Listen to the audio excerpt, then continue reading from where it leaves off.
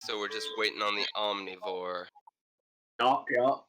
I'm gonna text him just to make sure. Oh, he's still got 4 minutes. He always shows up like at 10 on the dot, but I'll text him. Yeah.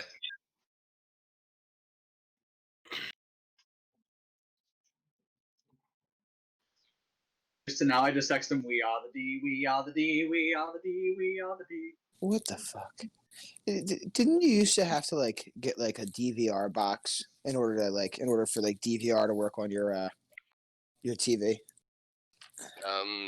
Like a specific I never had box. DVR. Either did I. I never felt like paying for it. But like for a little bit. I thought it was you like needed the like a very specific first box. version. Yeah, there used to be an actual box for it. Yeah. Well, I mean, because all it was essentially a portable hard drive. Yeah. So I'm pretty sure that as the hard drives got smaller and smaller, they just stuck it into the actual thing. That makes sense. sense. Now you can get like a 50 terabyte in like fucking the size of the old 1 gigs. It's ridiculous. All right, so here's the fucked up part about that. So they're putting them in all the boxes, but they still charge you for it because they just gave us like we got like a thing in the we got like an email saying like you guys have free DVR for the next like month or whatever. I'm like, how's it even possible? I thought you needed your box, and then I just realized we had DVR this whole time. Yeah, I just realized I was like, how's the fucking live TV pause? And I was like, oh fuck, the DVR actually is working on here. I was like, these sneaky motherfuckers gave it to you and then wouldn't give it to you for free. They made you pay for it. They'll just give you free samples of it. But it's literally already in the box. They just activated it. Yeah, Some that's how cool they get shit. that money off you without making them send a guy to your house each time you want to pay them more money. It's for your convenience to pay them more money. Turds. It is. I think it's pretty pointless to have now. Yeah. Okay. All right, so we're all here now, correct? Nope. Was Mike here and then gone again? Yeah. Like, I literally checked and saw him here, and I'm just like, yeah, and he's like, fuck you, I'm out! Fuck you guys, I'm out. Alright, so we we definitely need a good recap from last week, or from 2 weeks ago. Okay, well, thankfully, over the course of the last, hello, Mike. You can hear me? I don't know, for some reason I can't hear you guys. We can hear you. Yeah, we can hear you. Mike! Test. Testing for Mike Smith. Testing for Mike Smith. Mike. We are the D, we are the D, we are the D, we are the D. We are the D, we are the D, we are the D, we are the D, we are the D, we are the D, we are the D, we are the D, we are the D, we are the D, we are the D, we are the D. You guys are fucking lame. That's a different song where I think I'm mixing up two Tenacious D songs. Nah, even when the headphones weren't plugged in, I wasn't getting any sound coming out of my computer either. Still nothing from us? Can you hear us? Mike! No.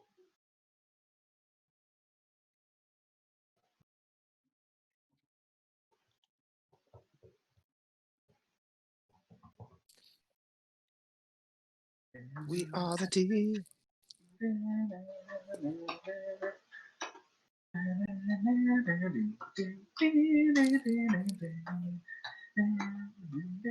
When Mike was a young warthog. You're in the channel. Yes. We can hear you. There we go. Right. I figured it out. Yeah, I figured it out. I got it. Okay, I love that pick rolls. Okay. So I'm guessing everyone's pretty much the same as Brian, where nobody knows what happened last week. All right, last so session. I remember. All right, so I remember turning Ryan into a plant, into a house plant. Right. We then dingled his berries, and he came, and he turned back into a person. We got a berry from him turning back into a person. We then escaped the gauntlet by going through the sewers. You commandeered an old connection with the rats of the city Yeah, to and claim right. a new title as the Slayer of the Great Tier, along with Bringer of the Feast, as well as the Giver of Names. Oh, that's right. Now it all comes back to me. Yeah, turns out you actually had 3/4 health. We slayed the Great Clear. That's right. Yeah, you slew the Great Clear. Which was really just a giant slime, essentially a clear slime, right? Acid slime. Acid slime, Gelatinous clear cube is the appropriate gelatinous term. cube. They don't Yes. like being referred to as slimes anymore. Yeah, they're very particular about their adjectives. And it was essentially he was doing a job for the city. He was like a cleaner crew. No, that is the gelatinous cubes perk. They are slightly more intelligent than a slime, so they understand the concept of mutual benefit. That is, the humans produce waste, which we can eat, and therefore don't kill humans. So it's actually not uncommon for smaller towns that maybe have like a single sewer system or a single tunnel or a sewer system. You know, they're building up. But if a gelatinous cube moves in there, it might act as a defender of a smaller settlement that doesn't have a proper guard because it's trying to protect its food source. It does possess that degree of. Fucking took out the janitor, guys. But now I'm the king of rats. So Yeah. Yes, you received quite a bit of monetary gain of the rat shinies, digging through all the pebbles and broken glass and other miscreant things. You did actually come across a decent amount of wealth, which you divvied amongst yourself. Up into including a silver ring that you believe is magical, but you don't actually know what it does yet. You then made your way to the Gypsy and Pie, where you bought yourself an entrance into the secret speakeasy. That is a very lush, comfortable room underneath the Gypsy and Pie. Far nicer than most of the buildings in the city, let alone the living dumpster fire that is the establishment proper. But you managed to get down there to take a long rest, and that is where we are going to open into this session. It's about 5 or so hours into your long rest. You seem to have a habit of sleeping at around 2 in the afternoon. So, it's about 7 o'clock now, though you can't really tell time as there are no windows here. But, Kamal, while sleeping, you feel a small hand slapping your face vigorously. Hey, hey, hey, wake up, wake up, wake up. is it one of the rats? No. Sitting on your chest as you sleep, attempting to prepare to poke you in the eye since slapping doesn't seem to be working, is a familiar imp. The long, pointed nose, the twitched back ears, one of them is half ripped off, a single ring sticking out of the side of its head, pierced into the skin just seemingly at a random point. Just, hello, wake up! Oh fuck! What do you want? What do you want? Fuck, shh! Be so fucking loud. Magic's not gonna keep them asleep forever. Oh fuck! Okay, what? How'd you do it? Do what? The fucking, you know what you did. Fucking, how'd you fucking steal it? Magic. Steal the ring? No, the fucking magic. Oh, the fucking magic. Fucking, we're connected. Your power comes through me. Fucking, you almost fried my brain a couple times. Fucking voodoo guy, man. Fucking, I know that. God knows you didn't come up with it yourself. Fucking, like, was it a trinket? Was it a bauble? It was a fucking tattoo. What? Yeah. Show me. Fucking look at it. Look at it. Okay. And as you concentrate on the black grimoire that is embedded into your skin, it actually does cycle over into the spell. And the imp, like, pulls your arm out, kind of twitches it. What's it say? I don't know. I don't read this. You should be able to read this. I can't fucking read this shit. I don't speak Celestial. Well, I don't know what it fucking says, but all I know is that it occasionally does some really bad shit, and it occasionally gives me fucking spell slots, and sometimes it hurts.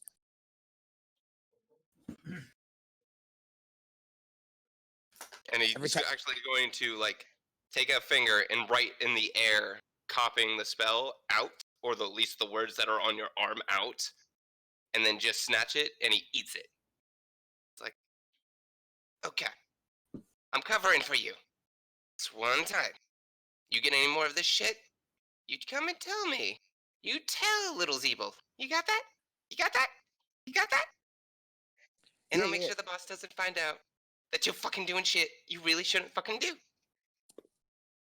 I'm here on a mission for him. He sent me here to do some shit. All right, and this just happened. So if he gets got a fucking problem with it, maybe he shouldn't send me on some weird ass fucking missions. You can take that up with him should that ever come to that. I will bring popcorn and watch because that should be an interesting show. But That's gonna be painful. you keep this. You keep finding stuff like this. You tell Zeeble, and I'll cover with the boss with you. And don't think you're gonna pull this shit without me knowing. All the power goes through the book, which comes through me. So, unless you pull enough to like blow me up spontaneously, I'm gonna know about it. All right, well, how about you start making yourself a little bit more available, huh? I got questions, ain't nobody fucking answering them. Okay. Okay. Deal? Clearly, you're one for a bargain. So, I will concede. I got something from you. You be asking something of me, yeah? You get one question. I get one question. One question. Oh fuck, man, this better be a good one.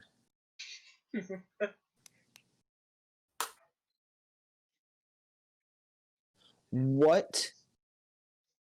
When we were at the witch doctor's house, he had a plate, and the plate had three stones in it: a blue stone, a red stone, and a black stone. To The red clarify, stone, it had 8 stones, 8 but stones in only it. the blue, the red, and the black were active. were active. The red was obviously reacting to my connection to the fiend. The blue was reacting to a connection to another celestial, an ancient one that we dealt with its connection to this mortal realm, which ended up getting me this tattoo. Loosely ended up getting me this tattoo. This is kind of You did do something good, something the boss really liked. Generally, we don't deal those out. So you did something he really liked. And then the last stone was the black stone. That one glowed only when we saw this weird the Mohawk guy that took us in my opinion. Can you explain to me that connection between the black stone and possibly that guy, if I'm on the right path there, Zeeble? I'd be thinking. It's a detect planar. Detect planar's magic. That Mohawk guy, he cut a deal. Much like you cut a deal with the Fiend, but he cut it with death. Blackstone's onyx. The Lady of Death likes pale woman. The plane of shadows. He went to the God of Death and he wanted something. He's paying a price for it. Or maybe, it's just some weird coincidence.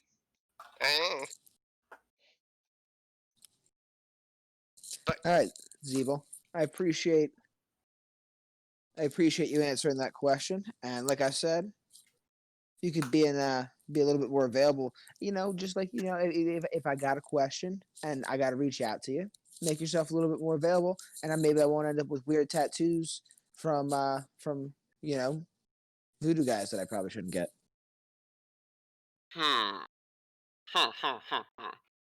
He's actually going to reach up into his nose and pluck a nose hair.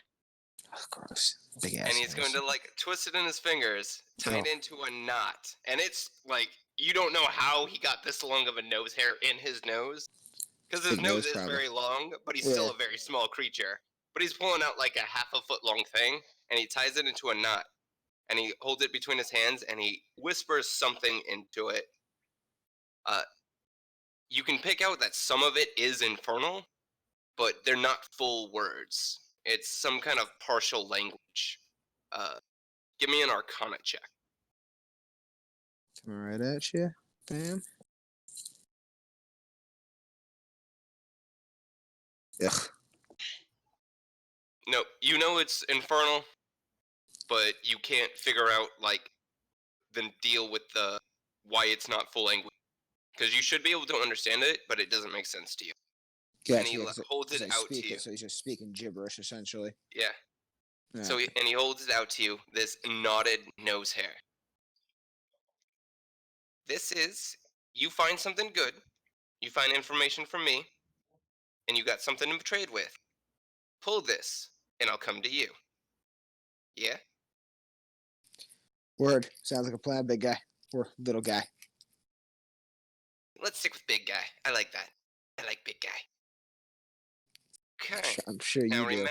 remember, this is not a friendly arrangement.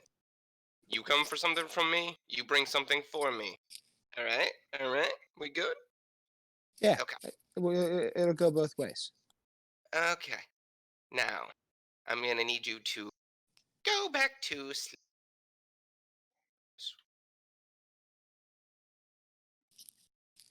Eight. Do you have more than 54 health? Do I have more than 54 health? No, I've got 30. All right. He touches you on your forehead, and all of a sudden, the world goes black as magic drags you back into sleep. And Oh. you all right. We are now going to pull up your character sheet. Okay. This is for Kamal. This is to clarify a system that's essentially been in place the entire time, but now it's actually relevant. Yeah, I saw some new stuff on here. Yeah. So you see what's called favor and stain. Favor Yeah. is how much your god likes you, essentially, or your patron likes you. Depending on the values that you have there, you will get extra stuff, or if it falls too low, you will lose stuff per your class features. Stains Gotcha. are essentially what you have done that will piss your god off. As a warlock, your god looks at you at best as a servant or a puppy. So you essentially will always start the day with one stain, just because you're always at risk of losing favor with your patron. All right. You have stolen power from your patron. Now, whether or not he notices this or not is not really relevant, as this is all encompassing to whether you get away with doing something he doesn't like, or he's amused by you enough to let minor infractions go without repercussion. But so you had one stain just from being a warlock, and you got 2 stains from stealing power. You are now going to roll 7d6. You need 3 4 pluses to clean all the stain. All right, so 76. So what's the easiest way to do that? 7 dash D6. Is that how you guys been doing it? Yep. Slash roll Yeah, rolls, or yeah, slash roll 7d6. space in between. Yeah, fuck that noise. There.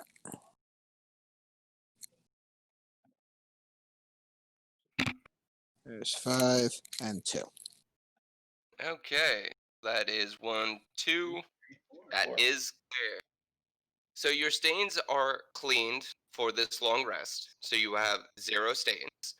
Now, if you had, say, only rolled 2 4 pluses and you did not make enough successes to remove your stains, you would have lost 1 favor. And that's how you lose favor. And you do things that your deity likes, like warlocks start at 6, but because of what you did with the connection to the old ones by destroying that tether to them, you gained 1 favor. So you Cool. do things your god likes, you will gain favor, and then you will use that favor to remove stains. And get enough favor and you get cool shit. Nice. So now Yeah. I've got So I'm staying at 7 favor, and I've got 0 stain now. Yep. Yep. Oh, All right, yeah. you did it for me. Cool. In maxing. Yep. And as you wake up in the morning, or in the evening, as it is now more or less 10 o'clock, you can feel that spike in the back of your mind, how it felt different the day before while the spell that Karos gave you was in effect. It's returned to more or less normalcy. It feels like whatever that spell was, whatever the overall effect was, it's come to an end. You still have three spell slots of stolen power, but you will not regain them until you recast the spell. All right. And when can I recast the spell, or is it like a random effect? You don't actually know. Gotcha. The only thing you've actually managed to clarify about the spell cast is that it involves a very tiny ruby that was etched with markings on it. But you don't know what the markings were, and the ruby was destroyed in the process, so you Correct. couldn't Right. replicate it from memory. Right. Needed a ruby for it, and I believe I wrote down that when I rolled a 1, it was bad. Something bad would happen. 2, I got an extra 2. If I rolled 2, I got an extra spell slot. 3 or 4, you got 2 extras. 5, you got 5, 3 you extra. got 3 extras, and You 6, rolled really good on discovering what the spell does, but yeah, you have Yeah. no idea Yeah, how the spell. 6. Yeah. I got 3 extra plus a random effect. But anything I rolled over what I already had in spell slots was damage dealt back to me. Yeah. Yep. Yep, it's a pretty powerful thing, but it's got its drawbacks, so it's got that. But you all do come to. I need someone to roll me a d6, please.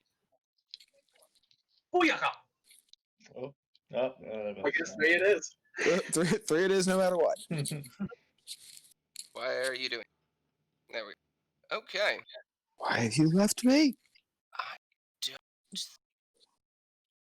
Got the highest passive perception. Does anyone have a passive perception over 15? Don't think so. Damn, no, mine's 13. I'm the highest in the group. Okay. Yeah, then you all enjoy a fairly peaceful night's sleep. There was a period of time where you were completely unable to wake up, but you don't really know that. Kamal, you had your visit that you knew that there was a visitor, but after sleeping for the night, you come to 10 o'clock at night, you guesstimate, and you're just in this room, a lush, lavish room. What Now, do you do? Quick question: do I remember my entire visit with him, or is it like Oh, yeah. foggy to me? I remember the whole No, thing. you have full recollection of it. There was no compulsions or other magics put on you. For one reason or another, the imp just preferred you not to see him coming and going. Gotcha. I hope that was a real inspiring sleep for everybody. Oh, you know. Uh-oh. I see what he's doing there. All right. So yes, you all gain charisma plus level. So that is 5 temporary hit Damn. points. All right. Feels good. Oh, that was a great sleep. I feel so inspired by it. Oh my god, and then he told us it was good and that we were All right, inspired. Oh my god, so inspired. It's time for a post-nap beer. Is there anything to drink down here? There is actually a wall of liquors, and these are pretty high class stuff. There's no Nevermore down here, but it's got some top shelf booze down here. This was clearly made to ensure that whoever was brought down here to stay in the safe room was at as comfortable as humanly. I want to find the most valuable one and drink it. There is a small decanter of aged elven wine that is off onto one side, clearly set off. If it doesn't necessarily have a rope that says claimed or please do not drink, but you can tell that this was put in a location for a particular person. I am generally the first person to drink everything in sight.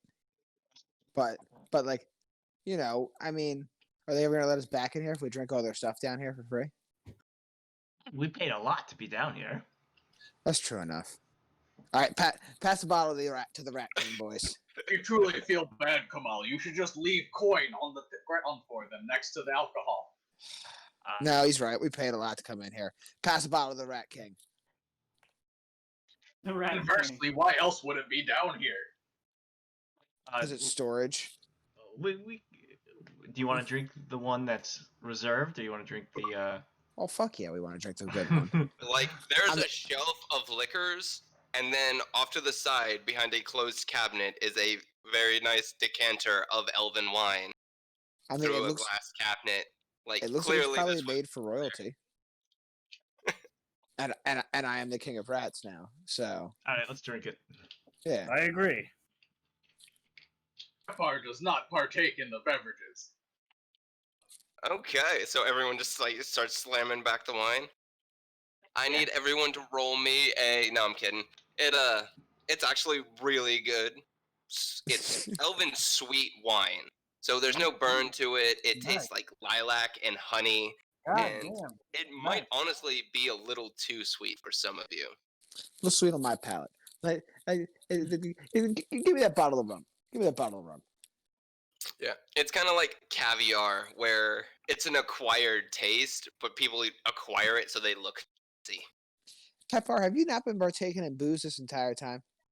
There was the Nevermore, and I let him drink that, but only because I wanted him to have this psychedelic experience and like see his master floating around. Yeah, that's fine. I don't trust a guy that doesn't drink, so I'm all right with that. As long as I don't But he think knows I'm that his sense is sharp in case of combat. I don't think I'm very particular because I would be rating other people's stuff, so I just Yeah. drink like anything. Yeah, they're not gonna have top shelf stuff in most of the places that your well, Caravan. you don't call them a family. Nah, my Vistani group? tribe. Vistani warband. Yeah, warband would make sense. Yeah. Yeah, your Vistani warband would raid. the ones you murdered, So- you son of a bitch. I mean, they were a warband. They deserve to be killed. I miss my tribe. Give me the rum. And here we have two extremes on the spectrum. Okay. You got a giant crying Goliath just in the corner, just drinking rum. How much are... Okay, friend. We will I get mean, I'm through not this. exactly I am happy over here, I gotta admit. How much are we drinking? Oh, just a little. If we Come don't on, like guys. it, I don't want to drink it. I'll drink something stronger. Okay. Namely, are you drinking to catch a buzz or drinking to get drunk? I mean, I just, For me, I I'm was, just waking up. It's like coffee. yeah, Okay. yeah. Just Alright. bam. So not Morning. enough to... A You morning all- nip. Nah, You're all fairly understanding of your limits, so I'll Yeah. say that it won't be any kind of a check to imbibe just enough to avoid your faculties being ruined. Okay. In fact, I should perform better when I'm drinking. No, we should. Are we supposed to level up from last time? Because all I would have to do is put 2 points. Oh, we're I know where not I'm yet. putting them. No, No, we got a while still. Oh, okay. Yeah, it's Let's a go 3. long... It takes quite a chunk to get from... I think we're just 3 to... under. We're just under 800 experience now. We have to Right. get to, we have to get to 1800, I believe, for the next one, right? To get 16. to 16. So we need, about 800 more experience. okay. Yeah, which we should get a good chunk from Moore's. Yeah. I did say that was a pretty decent, because you didn't get any experience for actually freeing Carlos until you actually see Morse. And we probably did a lot of right. good things worthy of experience checks during that whole Carlos expedition. Mm-hmm. You got a good chunk.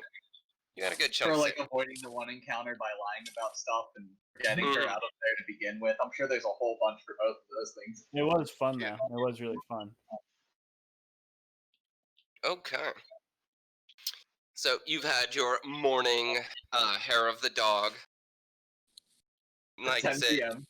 yeah, there's no windows down here, so you slept for a while. You can deductive reasoning that it's pretty late. But like I said, there's no windows, so you can't actually see the sky. There's a certain degree of soundproofing down here to maintain secrecy, so nobody could hear you outside, but you can't hear what's happening out there. So you don't know what's going on in the city right now. You guys think that festival's over? I think we just slept through it. Dope. It is still summer, so the sun sets at around 8:30 or so at this time of year, and the firework part of the festival is used as the closing. So you might still have maybe 30 minutes to 45 minutes. If you hurry, you might be able to like go flirt with Vistani or something. They'd be prepping for the fireworks right about. Oh. If Carlos is planning something, I feel like she's gonna show up during the part where they were planning to kill her. I don't know if she knows that, but they may have told it to her while they had her. They're like, "Yeah, we're gonna bring you up in front of everyone for all the fireworks and give it to you something fair." You know what I mean? All right, so you're proposing we head to where the fireworks are going on just to make sure Carlos doesn't do anything dumb before we can turn in that experience? That, and don't see the groundskeeper, gravekeeper guy staying up all night to do his thing unless he's a night owl. I don't know if he's nocturnal, but I would imagine he like does his work in the day and then just goes home. He might not even be. Are you really? I feel like all gravediggers probably dig graves at night. Yeah. It really, It is, really adds to the mystique, you know. I will clarify. This is a world where undead are a thing, and since most undead are naturally have problems with sunlight, gravediggers in a world where the dead can just spontaneously get up would be primarily up at night, because that is when they have to actually make sure their charges stay in the ground. Oh, all right. So you guys want to stop? The fireworks should be happening any minute. So maybe we swing by the fireworks, make sure nothing silly happens. Maybe from a distance on a rooftop. It'd be romantic, and then we can head to the graveyard. Who's Right. coming with me for Did the Carlos romantic say she, ceremony? did Carlos say she was just gonna go back to? No, she just pieced out on us. Remember?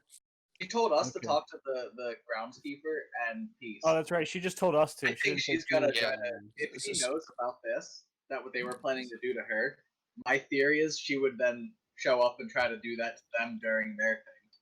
I mean, Scarfin gave her daughter's like dagger and sword, right? So Oh, dagger. yeah, you still got the cutlass. All right. So yeah, she's definitely on a revenge mission now, even though she doesn't know that we killed her We could lay daughter. low and be prepared to provide support, or just watch it happen if we feel like it. We should help her. I think we should. If she's even doing anything, we should help her. Pepire wants to help her because I didn't go through all that trouble of climbing that building for her to just go and die. And You- I see And so you much. killed her daughter. I see so much value in keeping her alive. Having the I'm queen down of with it. We She, thought she, we convinced her of a good chunk. she has some sweet spells. I mean, if we could get her to like provide aid to us in the like in our final battle against Fortune.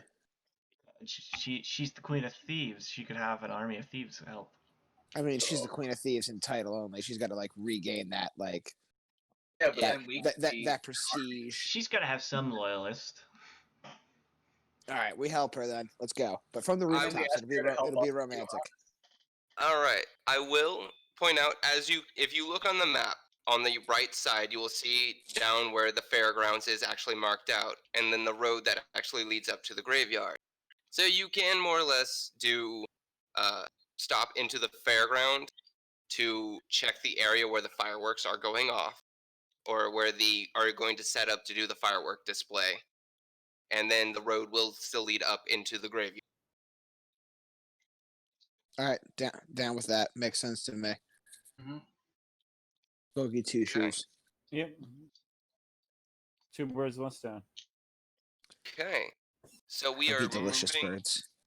So we are actually going to visit the festival? Uh-huh. I honestly didn't know if you guys would make it here. We were going to. There's gonna be a Ferris. There's gonna be like a Ferris wheel monster or Woke something up like that. thing we could really feasibly do that makes sense right now. Yeah. You do make your way. All right. So, as you are going to leave the room and you move up the short spiral staircase, there is a wheel in the top that you can turn once, twice, 3 times, and then there's a click as that part of the floor actually lifts up and moves away. And it's not really moving it from this side is fairly difficult as the table on top is fairly top heavy. Give me a perception check as you open it. I swear to God. I swear to Oh! God. On my glasses, hang on. If he betrayed us, I said we were gonna kill him. 1 sec. Sorry. Mike Smith, you have to save us. God damn it. I don't have my glasses on. I know. Ironically, Pepper and Scarfin, I'm gonna say you guys are toward the back of the area, and so it's a little delayed for this to hit you. Brian and Avon, as you open it, a smell hits you, and it hits you like a freight train. Blood, and a lot of it. Blood. Yes. Taste it. Guys, I can smell the blood up here. Oh boy. I will prepare for combat. You did only just Somewhat crack it alluring. open. So, Scarfin, scurry up here. See what you can see. Stealth up. Yeah, I gotcha. Stealth it up. okay. Okay. So you creak open. It's really hard to do as the table is fairly top heavy. So you're trying to like get your head up, but not move the table too much. As if you tip it too far, it's going to fall over. And as you stick your hands up, you see right on the edge of where the thing was. It might have actually fallen off the table as you started to open it up. There's a hand. Is it attached to anything? There's a hand. No, it's just the hand. Is it the old man's hand? The bartender's? I would say it's not wrinkled, it's not aged, it is covered in blood, but it looks fairly supple. It say it was from a younger fella. Fuck. Ah, Guys, is there any other way out of this place aside from this spot? Do we have to? This is a bad idea to come up one at a time. Alright, I'll look around to see if I can find something. I can't find shit. No. To be fair, there is nothing to find. There's no other way out. Yeah. I can't call it to there my is- rats. You can actually roll me a d20. Rolling a d20. Maybe.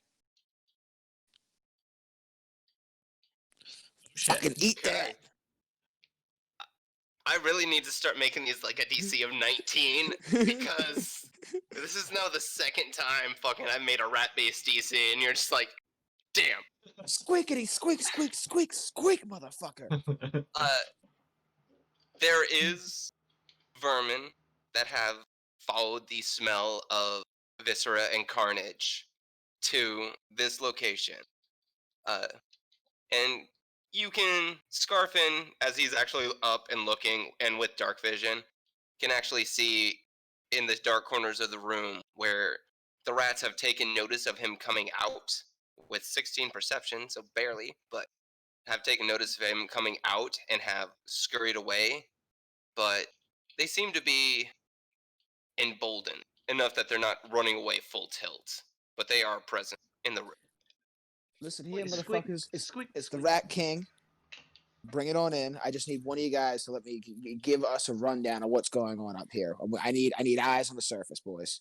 Eyes on the surface. Okay. Let your king know what's up. As you, through B speech, commune this out, one of the rats does actually run over and like look in.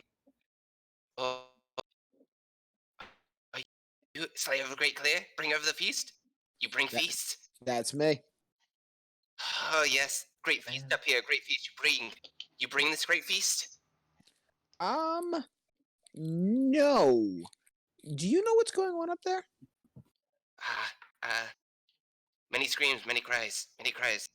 Three-quarter tail, tell us. Three-quarter tail, tell us. We find the great feast. We find the great feast here. So we follow in their great feast. Strange, small big person leave. Small big leave. And their great feast. So there's nobody left alive up there, right? No, none of the tall ones live. They all die. They all food. They all the great feast. We eat Okay. well, and our babies full. That's what I like to hear. Rat out, rat. All right, guys, we're coming out of here. Bam. Shut up. All right. As you We're all coming out. actually come out and step into the room, you can actually see where you found the one hand originally. As you actually turn around and take stock, just counting limbs, you'd say that there's roughly 3 people. It's hard to get enough of a guesstimate as there are no full bodies. Is it dark in here? It is dark, so Kamal can't see shit. I'm Oh, gonna light. good. I'm gonna light a torch that I have with my Damn hand. you. All right, so as soon as I see all the body parts, I just like stop myself from puking up the rum. I just took a shot of. It's like, no, it is like I said. If you take a second and like count left hands, you could say that there was roughly 3 or 4 people that Right. are now in 50 pieces scattered around the room as they have been torn apart. I'd say there's about 3 or 4 people in like 50 pieces scattered about the room because they're torn apart. Can What it we looks like. can we try to get our money back that we spent? What do you mean? I wanna. yeah, so, I mean, we might as well take a look around. We spent Yeah, some, we we might spent as some well. good cash here. Yeah, we'll get our cash back that we spent to get this tape. Let's loot the All right. room. Give me investigation checks. Loot the room. I ain't gonna I'm just picking up left hands. Like, Make a Getting all necklace. my out the way right now. I'm gonna get all high rolls later, but this is just me getting the rope right now. All right. I could use. I'm gonna my... say Avon, Kamal, and Pepper. You guys are kind of caught up in this. Is Avon? You're used to raiding, and to a certain part, Kamal, you're used to appearances of violence. This is you wouldn't even see this level of destruction in an animal attack. Just this metal level of mutilation is not something that happens naturally, and it's a lot of extra effort for, say, a gang war to promote. And you're kind of caught up in that. That's something that's readily available, but you're caught up on that, so you don't really investigate too far. Scarfin, you wanted money, so you go behind the bar. I will say that all of you can clarify, of the body parts that are around, none of them seem to be aged or changed, so you don't think the owner of the Gypsy and Pie is here.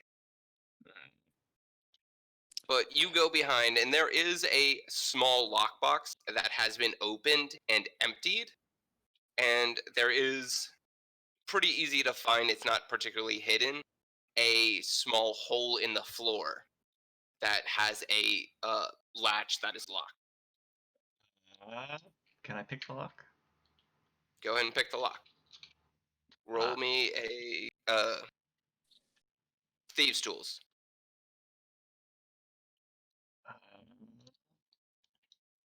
It's in my items. Tool. Oh, inventory. Oh, right there. If you go, you go into your tool proficiency. And it's And it's- Dex. Yep. Boom, boom. oh, titty dicks. As you actually get the thieves' tools in there, it's strange as this looks like a mundane lock, and it shouldn't be this hard to crack, but for whatever reason, whenever you manage to get a tumbler set into place, it automatically pops out, and it takes a bit of work, and you're trying, and you wiggle it around, And at one point, you literally just jam it in and just start slamming the picks in to get the tumblers to try to stick. And more out of luck than actual skill, you manage to get all the tumblers in place at the same time, and the lock pops open, and you actually see a bit of purple energy dissipate off of the lock. Purple energy you're familiar with, as it was similar to the doors and the building you first entered, or you all woke up in 2 days ago. Snippety snaps. What the plot thickens. No, I'm gonna look inside. You see 3 casks of Nevermore. Oh shit. Lord. Who wants to drink? I think We- we should probably I hold on. propose- to 'em. We'll just hold on to the. We not have time to get that kind of fucked up right now. We could use this shit on somebody else. You could put this into your crossbow and then shoot somebody with it, and then we could know their secrets. Yeah. That is if Scarfin doesn't shoot directly into their eyeball through the back of their head with it. It's like, yeah, we're ready to know your secrets, and then they're pinned against the wall from their eye. Can I dump out my water skin and fill it up with Nevermore? You can. Well, we already have them in casks. Why don't we just keep? We the cask? can't carry the cask, can we? I can Am I carry wrong? it, They're casks? small casks. Oh, They're okay. and yeah, I they're can not like carry full on anything. barrels. They're maybe 2-gallon casks. Oh, 3 fine. 2-gallon. Yeah, like a growler. Yeah. All right. Let the big guy carry him. All right, So you're taking 3 casks of Nevermore? 3 casts and Evermore. Should we Going take from them? all of it. We're gonna be making an enemy of Yes. this guy if we take him. Of course we are. Oh wait, What do you mean? What do you think? There are 50 parts. he's not of going to people know that all we over have the it. He's going place. to think He's the not people going to think it's who us. killed all the Yeah. guys on the ground have it. Okay. Make an insight check, Scarfin. Nope. Okay. A thought occurs to you. When you made the threat to the old guy, it should have been 4 people versus 1 old guy, and he was remarkably unperturbed by this. Which old guy are we talking about? The one bartender. that- The bartender. Yeah, that's We paid him to sleep downstairs. We told him, don't fucking tell anybody we're here. so he. He didn't. We're alive. So Yeah. But so is he. Yes, because we don't see his body parts here anywhere. Now I don't know who these 3 younger people are scattered all over the room. Do they have any of those gang tattoos we saw from earlier, guys? You did find a lot of hands, and most of them do actually have the X's. All of the left hands have 1 X. A few of the right hands have an X. You're not sure what the X's means, as you haven't actually investigated what the tattoos mean. Yeah. But every member of a gang has had these tattoos. You do know. Yeah, every member has had the X's, and then some of them have had F's. Ferdinand's gang. Some of them have had G's. Make one last investigation check. Kamal. Investigation Make this checks. one with advantage. Okay. 15. Okay, this 15 was is it? honestly to see like the level of mutilation. You know where to look to find the tattoos that actually mark these people as being part of one of the gangs, but the bodies are too mangled, and any markings of the gangs themselves were lost in the destruction. Gotcha. So the only theory I have working for us, guys, that I can think of right now, is that the rat did tell me that only 1 person walked out of here. The rat called him a smaller bigling.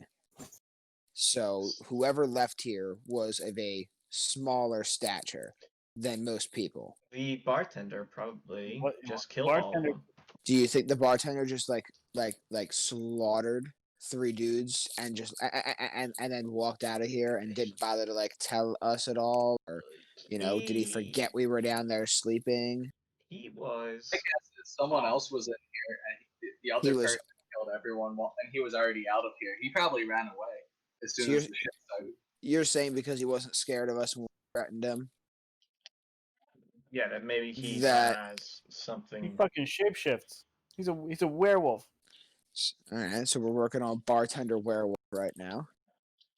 We ask him if he's a secret dragon. He's changeling, obviously. Changed at birth. Or All right. So the bartender is a werewolf. Gotcha. Are we stealing his stuff, knowing that he's probably out and about, and we'll come back and know that it was missing and we were still down there? Yeah, I feel like we're still stealing his stuff. Yes, because he slaughtered 3 people above us and didn't even say anything, and then just walked out of here. If that's the case, I still have a working theory that it's probably somebody different than the bartender. The bartender probably just scooted out, but who knows? We don't know yet. But maybe if we take his stuff, he'll have to come after us. I guarantee I'm not getting. I guarantee I'm not getting ripped up by these fucking douchebags. Fair enough. Onward. All right. Okay. I also already put the 3 cats in Nevermore in my inventory. I'm not taking them out. They do each weigh 5 pounds apiece. 5 pounds a piece. I got to start putting some weights on my stuff. All right. I believe most of the stuff doesn't really have a relevant weight score, just Yeah, based like on your sheer bulk. Yeah, like the berry doesn't have a weight score probably. Silver banded ring. I do have 2 scimitars. Should probably have weight to them. Yes, those each weigh 4 pounds. 4 pounds each. Gotcha. Either way, I'm still probably nowhere near what I could possibly. I'm at 110 total. Oh yeah, Right, no, so, like yep. you are still well away from your total. All right. Yeah. You also found some money right there, Scarfin? Or was it just No. Nevermore? No money. There was a lockbox similar to. It's got the sections where that you would divvy out the types of coins into and whatnot, but that has been opened and empty. maybe he took his money and ran. Ooh, take the All right. Well, again, that makes very little sense that he would take the money and run, but then leave the Nevermore if that was real valuable. Something's real fishy about this. Maybe he got fucking kidnapped, and whoever kidnapped him killed all these people. So you're saying somebody kidnapped the werewolf bartender, I don't know. or is he no longer a Are we werewolf in that actually scenario? being a werewolf? Oh, God, If you want me to believe it's a werewolf, I'm gonna need you to roll persuasion against me. Can we tell what kind of wounds they are on them? Are they sliced, slashed? Give me a medicine check. Oh boy. I guess Right, I can hear me out on that. this one. Yeah. Can I roll some sort of nature check as a guy who lived out in the woods to see if it looks like animals?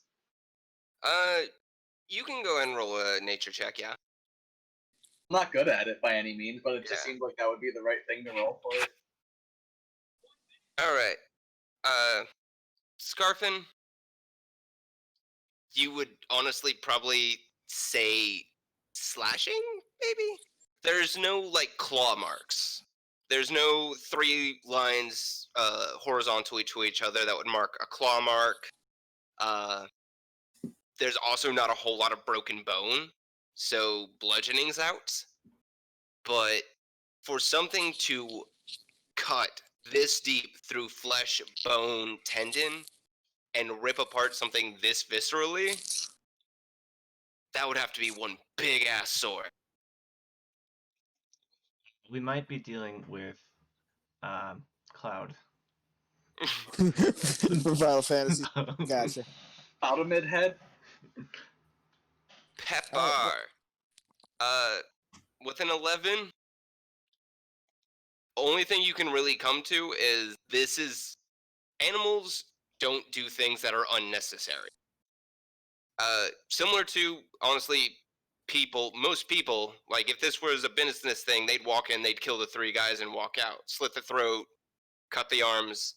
To rip them apart this badly shows a degree of ferocity that isn't known to animal or human that you're aware of.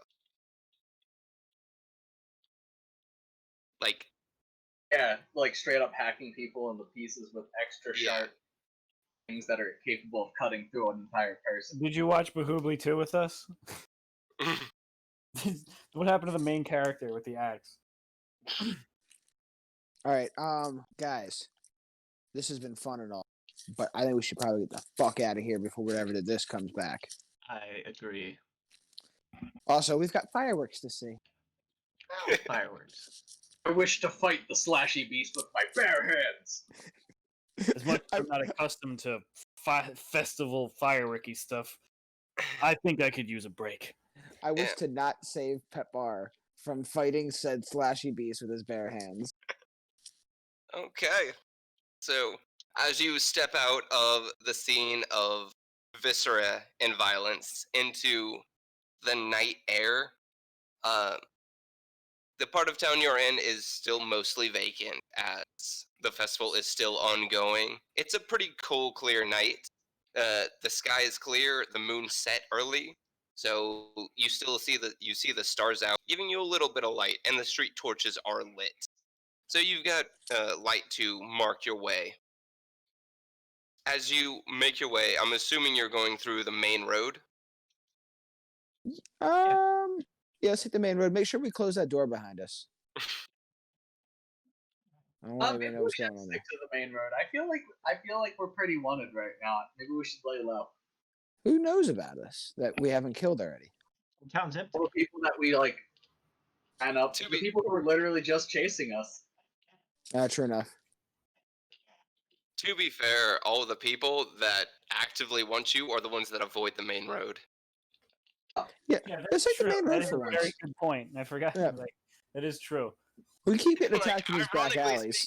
You haven't done anything to the guards, or the wealthy people, or anything like that. To be honest with you, Just pissed off every fucking thief in the city. the guards might actually I like did us. kick 2 guards in the face when I first showed up in this existence. That's because they That's didn't true. bind your legs. They did not. That was their own mistake. You're right. They should have bound your legs. It's like the first thing we learned. Okay. As you Main road it is. as you move out into the town square area, you see the actual town hall building where the burgomaster would hold his court, and with the giant bell tower on top. Also on the main road, there is an inordinate amount of guards. They are moving in packs of 4 to 5 in patrols. Standing teams are of 2 to 3, are on essentially every street corner, and they're giving a lot of presence around the town square, the church district, and the core main road. Are they normally this prevalent during the holiday or during the festival or during this They're time? normally not this prevalent ever, as far as you know in your dealings. Generally speaking, there is a night watch that will handle patrols during the night, and they will tend to favor these areas for protection during the nights, as the trade districts are mostly left to the rake gangs to do what they will with, and they don't go into the slums hardly at all. Did you say But- rape gangs? Rake gang. Okay. All right. That has a K in it. Got it. This isn't England. But this is an inordinate amount of guards. Like, this is more guards than you see during the day. All right, this is making me uncomfortable, guys. Maybe we should go back in the alleys. We're fine. None of them seem to pay you any real mind. They all Yeah. take note of your presence. They are all on high alert, heads on the swivel. No one's slacking off or lazing about. Blue lives. I'm Every gonna tell them blue lives matter. I like walk by a trash can and drop my pile of left hands in there. I'm like, I probably shouldn't bring that with me. Well, what about the necklace? Yeah, well, I don't think it's appropriate to wear with this many guards around. Every now and again, there is what looks to be a higher ranked individual on horseback that's actually going through and patrolling and keeping an eye on the men. No one directly approaches you. Nobody seems to bother you. If they are in your way, they do make an effort to out of it to allow you free passage. Not in any kind of veneration way, just a guard trying to be a good guard and not impede a pedestrian. I like this. But all on very much high alert. I like not being attacked. I like not being attacked as well. I feel like, I mean, at some point, maybe we should be like to one of these guards, be like, "Hey, what's with Oh, should we? something going on? Should we ask? You know, what do you guys think?" Yeah, look, you want me to ask? Yeah, Guard, talk to me. give me a good old excuse me. Oh, you know it, bro. Find one on horseback. Vampire will approach one of the guards. Do we have a preference? Are we looking for one on horseback? Yeah, get a horseback one there, Pet Bar. They look like they know what's up. They might not like that. Oh. All right, get a regular guard. Also, make sure your shoes aren't covered in blood. I check my shoes real quick to make sure I'm not covered in viscera. Yes. To be fair, they are covered in blood, but this street, you also had to move through the alleys, which are not paved, so they're also covered in more mud than anything else. Blood. Cool. Yeah, Harry Potter. All right, Pet Bar. Find yourself a guard. Figure out what's going on around here. Vampire approaches the nearest guard and just goes, "Excuse me, sir. Oh, yeah? Can I help you? I've been noticing a larger than usual guard presence. Is something afoot? Do you guys need assistance with muscles like these?" Uh, I fucking love Pet Bar. I don't particularly. Wow, those are actually really impressive muscles. He's half I- orc. Pet Bar, show him your pouch. Oh yes, have you seen my awesome pouch? That's really nice. Endear's learning He this seems table. confused by the. Okay, that makes more sense. I'm sorry for your inconvenience. But I don't necessarily know the full details of it. They called me in. I was supposed to be off tonight, but they called pretty much all of us in. Apparently there was a small gang war in the slums, and they're worried about it spilling over into the Adele Ring and the church district. How do Something they went do down, that? Let's see and where it goes next. We wish to stop this conflict from happening. Could you point us to the person who might know more? well, yeah. Honestly, I only know hearsay and the fact that everyone says shit went down in the slums. But if you go to the guard captain, they can probably fill you in. Would you I be as mean- kind as to show me where that is located on this handy dandy map? I keep my handy dandy pouch.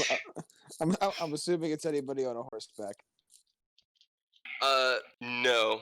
Oh, Those no. are lieutenants. He does actually, as on the map, I'm just going to go ahead and pull out a guard token.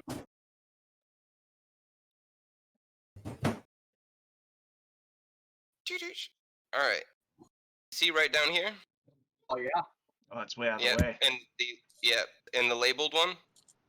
That is this side of the city's guard barracks, and it stands adjacent to the smaller portcullis gate that will actually lead out into the fairgrounds on that side.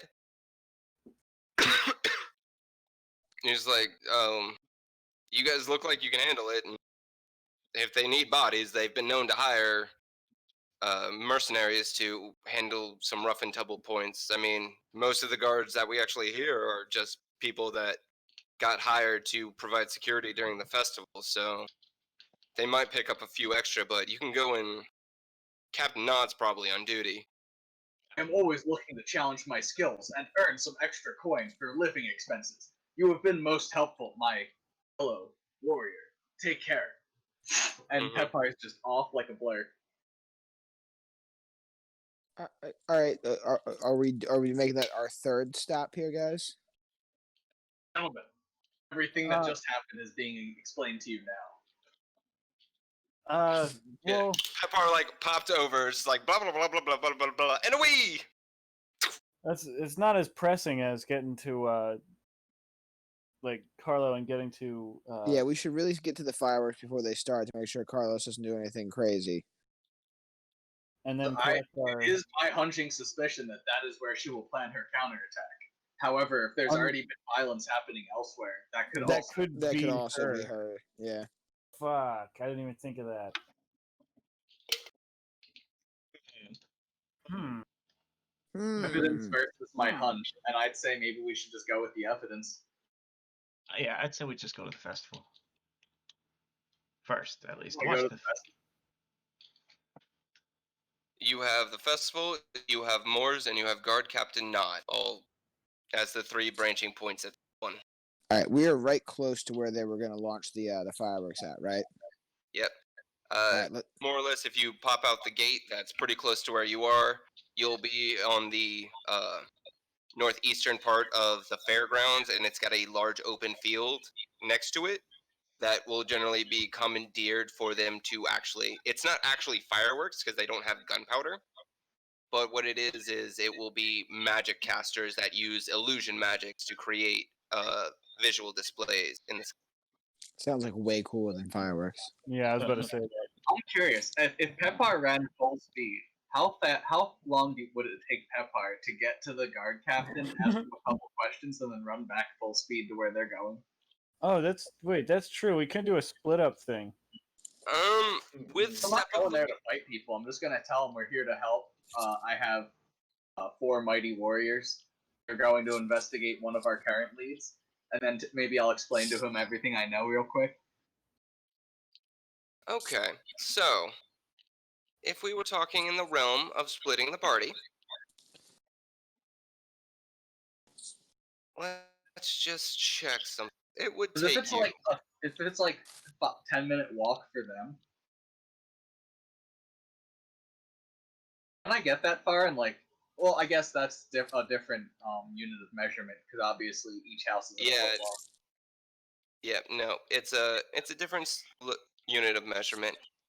I would say at full sprint that is dash, that is movement, action to dash, and then burning. You have 3 key points to step of the wind.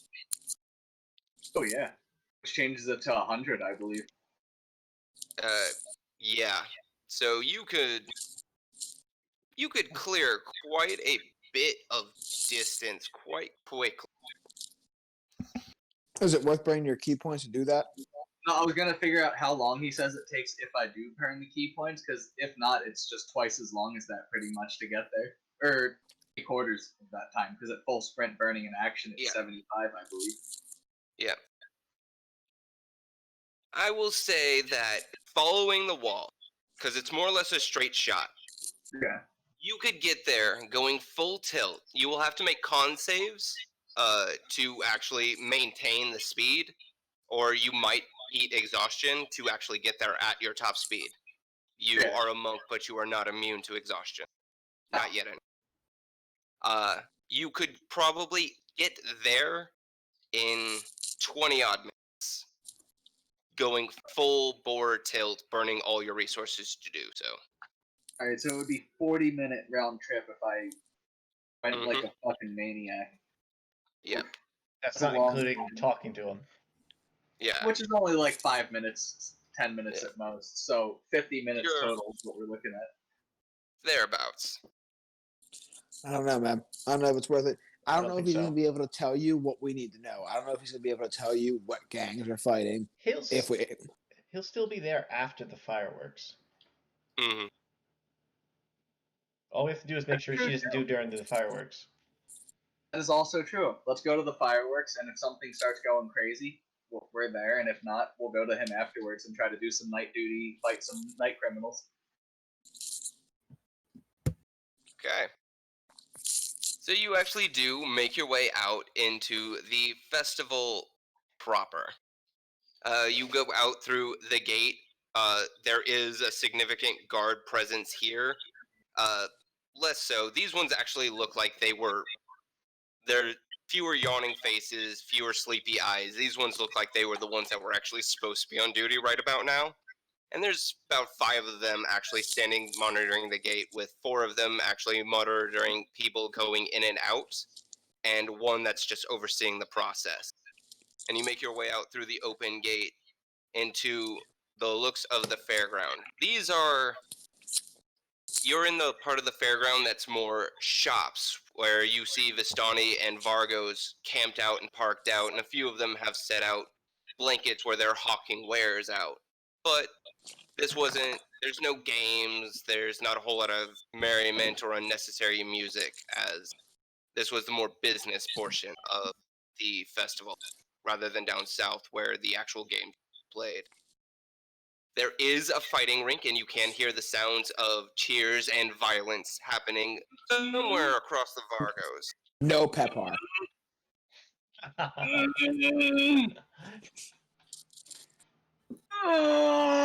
The mission. I kind of like the sound of that myself. The What, the mission. sound of Pepar taking a dump? No. The sound of Pepar resisting the urge to punch things for money. Pepar, I think you're thinking what I'm thinking. Actually, God damn it's it, not a bad guys. idea. Place bets on Pepar. Win a lot of money. He's All right, better I'm than getting You think that way, but no, it's not a bad idea. I'm getting out. You can actually see it through the rings of Vargos, where they've actually it's got like a ring of people, but there's enough seating and in an open space where you can actually see where they're actually having cheers and shouts coming from. This location. This one's actually just a walled palisade that you can't see inside of, and you're not sure what's going on in it. But this one, even at this distance, you can clearly tell that's a fight.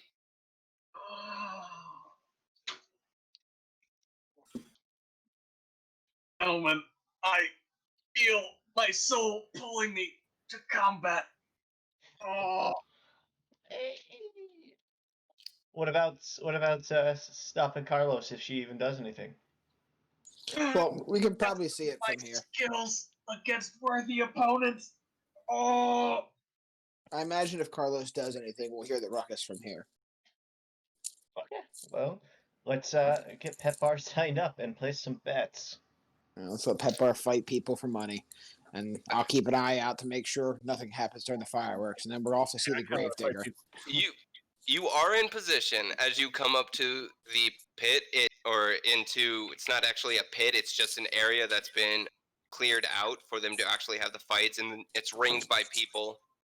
There is one Vargo that is set off with an actual table that's dropped down, and a guy that is counting and moving piles of money, and a list of names is listed next to him, and it looks like people have just randomly gone and written in chalk, put their names on, as the handwriting for each name is different. And you do have a view of this area over here where you see collections of people moving about. They're not doing anything right now, but you'd probably say that they were the people doing the fireworks at first glance. Excellent. 2 birds with 1 stone. Okay. Let's go write Pepar's name down. I think Avon wants to fight too. Is it a one-on-one? Is it like is it a one-on-one thing, or is this something we can both go into? It is a one-on-one. As you can see, like, currently there are 2 people in. One of them looks like a really big, bulky dude. And you can tell from, like, the pants and the excessively golden belt buckle, he's probably a Vistani. And one of them seems to be a smaller individual, kind of with acne. You actually think you might recognize him. Roll insights. All of us might recognize him. Yeah. Nope. Do we know anyone with acne? Come on, Pepar. You just somewhere. There's a thought in the back of your mind of just You've seen him. He wasn't very significant. You can't quite place where he is, but you do recall something. Like the face rings a might not bell. be You the just don't know night what it for me to is. fight stuff. I'm getting some really bad rolls. Oh. Okay. But if you are going to go ahead and put your names into the pool to fight, Last question: is it weapons or bare knuckle? it looks like bare. You know what? I'm gonna sit out then. Yeah, I figured as much. Yeah, Bare they knuckle? don't wear armor. This is very much. I actually This had a isn't like a question about that. gladiatorial arena. This is Oh! adults proving macho-ness. Did, I had a did, question Pepper, did about Pepper just come? If my character wanted to punch somebody, I don't have in my like sheet of an attack for that. Would I just like you would just make it on the it fly? because your unarmed attack, yours, because you are Yeah. not a monk, is one. It's a d20 plus strength plus proficiency. You could literally roll any weapon, and then your damage will be 1 damage plus your strength score. That is the rules for unarmed attacks for anyone who have Could you a say natural that? weapon. Could you say that one more time so I write it down? All right. Your attack roll will be a d20 plus your proficiency plus your strength. So it'll be the same for what your sword is, say. Uh huh. And then the damage will be 1 plus your strength score. 1 damage plus the strength score. All right. Thank you for clearing that up. You need to get some kind of fire punch. That would be fun. Are you okay? Var's gonna walk in there and fucking slaughter these guys. Okay, that was all I had to ask. That's why I want to place. We should place a pretty big bet on him. He's better than your average person. All right. I would agree with that. Okay. So you make your way over to the Vargo. That has the guy counting money. It's a mid-aged man. He's got jet black hair. The sides of his head are silvered through, but his top of his head still pretty solid black.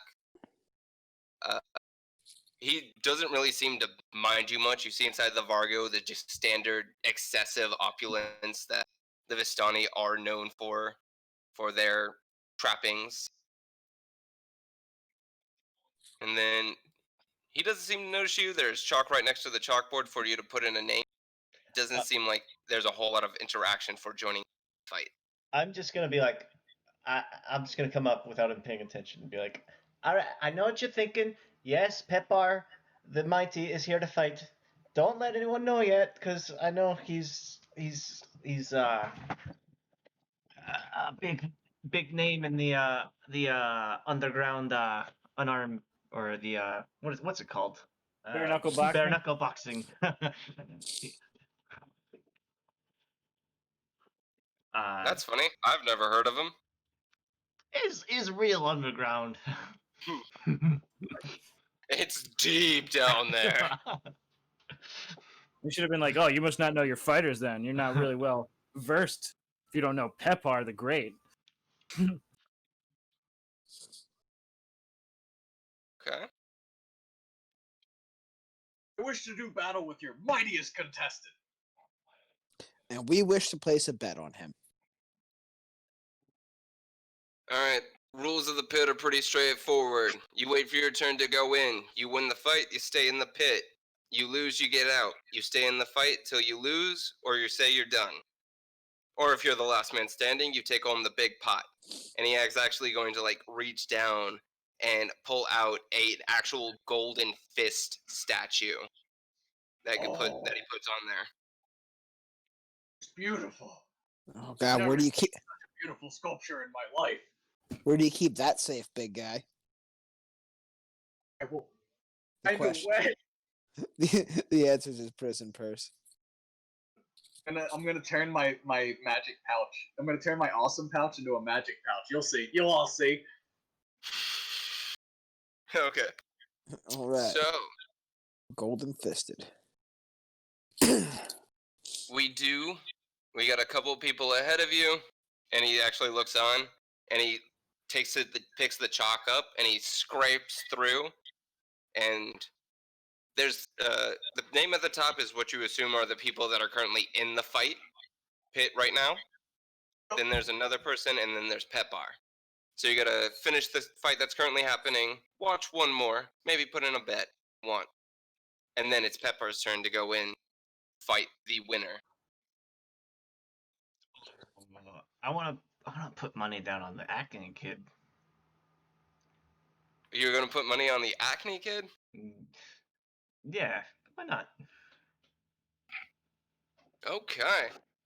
Acne kid, he seems to be holding his own in the pit. You can look out there. He's pretty much the big guy's got about an inch of reach and about 50 pounds on him. But the acne kid, he gets hit in the face. He doesn't go down immediately, so he's not made of glass. Might be able to do something. All right, I'm Is gonna it put. too late to bet? Hmm?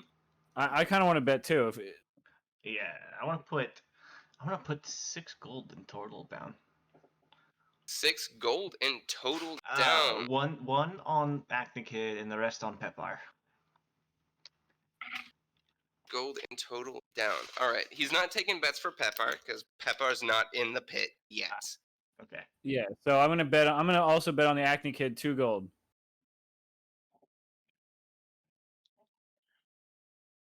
All right. So that'll be 2 gold on Ralph. Okay, his name's not Alex. I was hoping it was Alex. Ralph, Why do you want Alex? What kind of name is Alex? All right.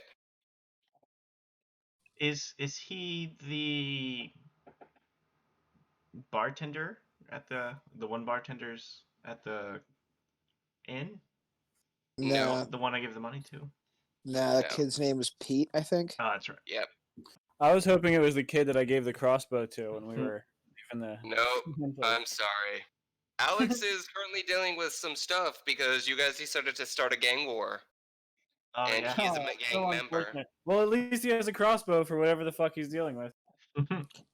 And it's not the little kid who was healing us No. from the spot who was 13. not 13. This guy looks to be about mid-teen. You do see pretty much every time he gets a good punch in to the big guy, he does like take a moment to dance back and like try to strike like mid-pose, mid-fight while looking at a girl who's off to the side watching the fight. You guys just totally wasted your money. I only put a gold down on him. 1 goal. Okay.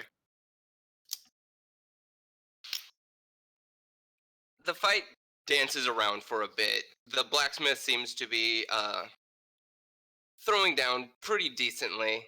The acne boy. He's throwing punches, he dance backs. Every time he gets a good hit in, he does his like mid pose. Give me insights. Inspire him.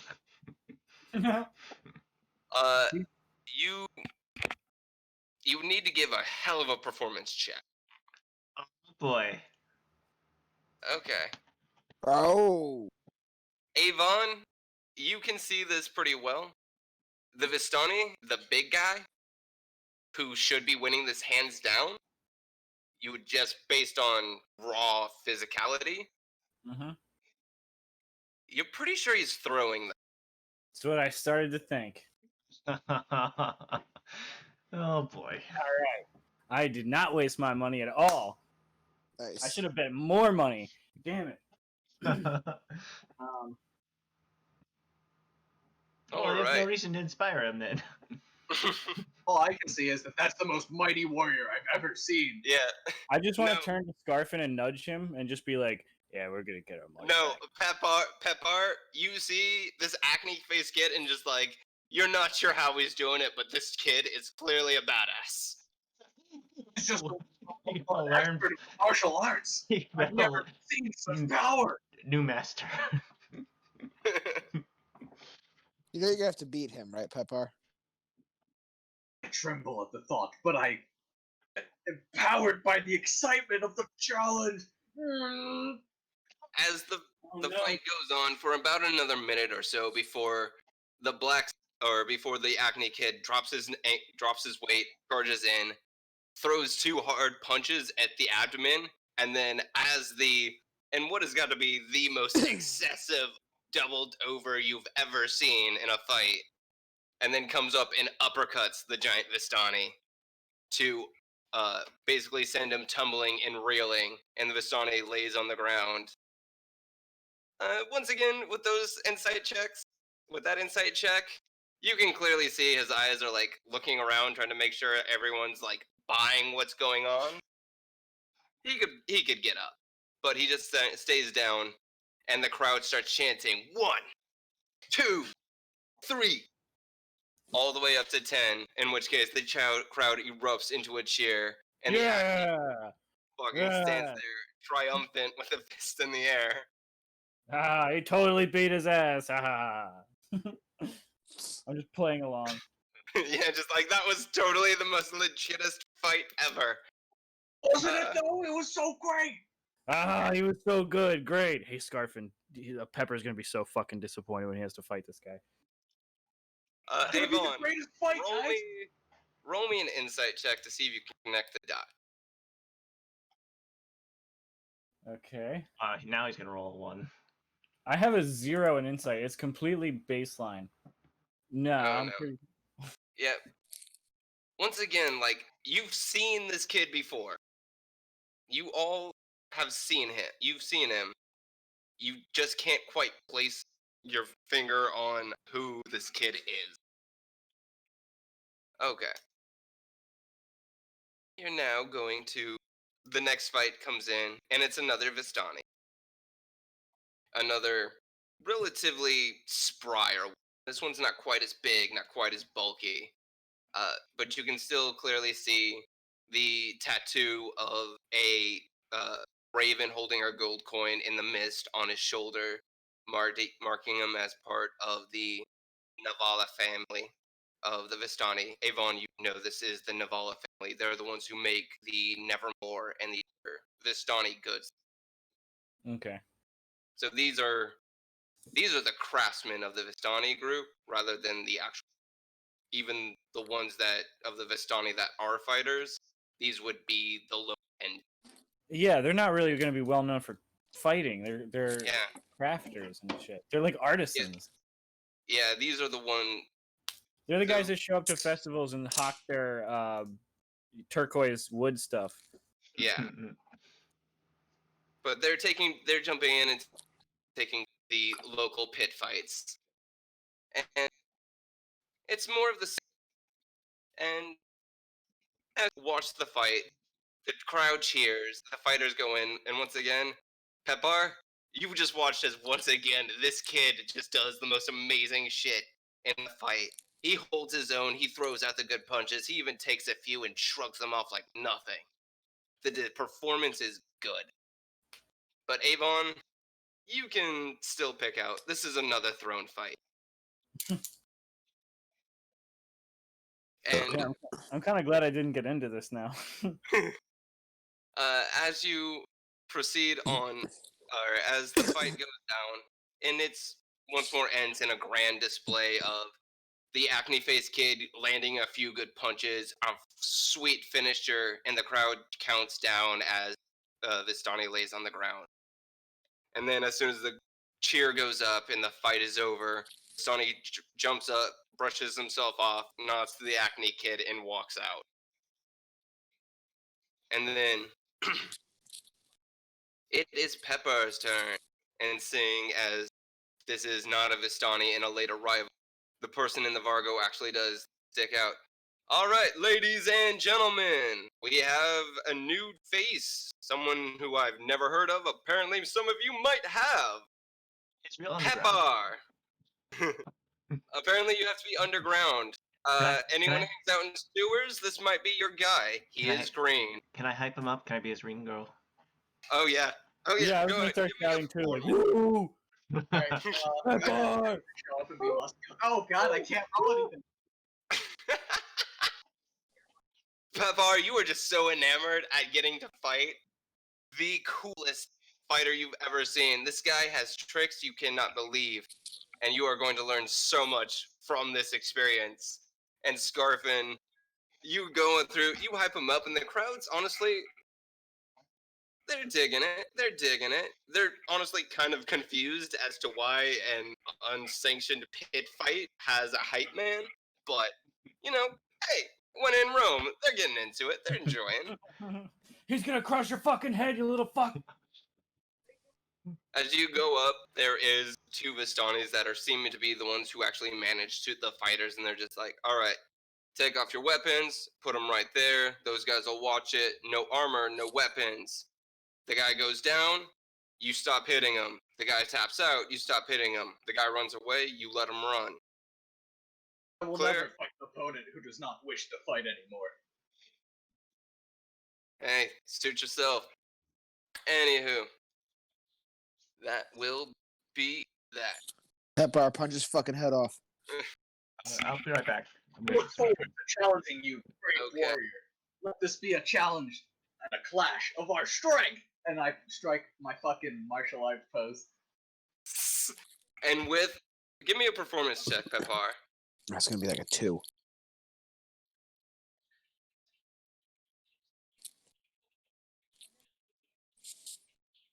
Okay.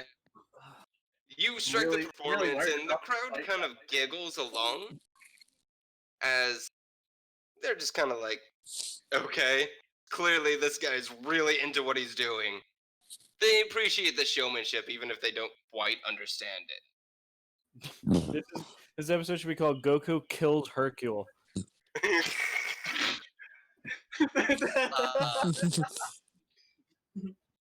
But as you actually step in and strike your pose, you see the acne face kid, like he squints. He kind of steps back and goes, "Oh, it's you." And now that you've actually got a closer look at him, give me another insight. Let's see if you guys can like dredge up who this guy was.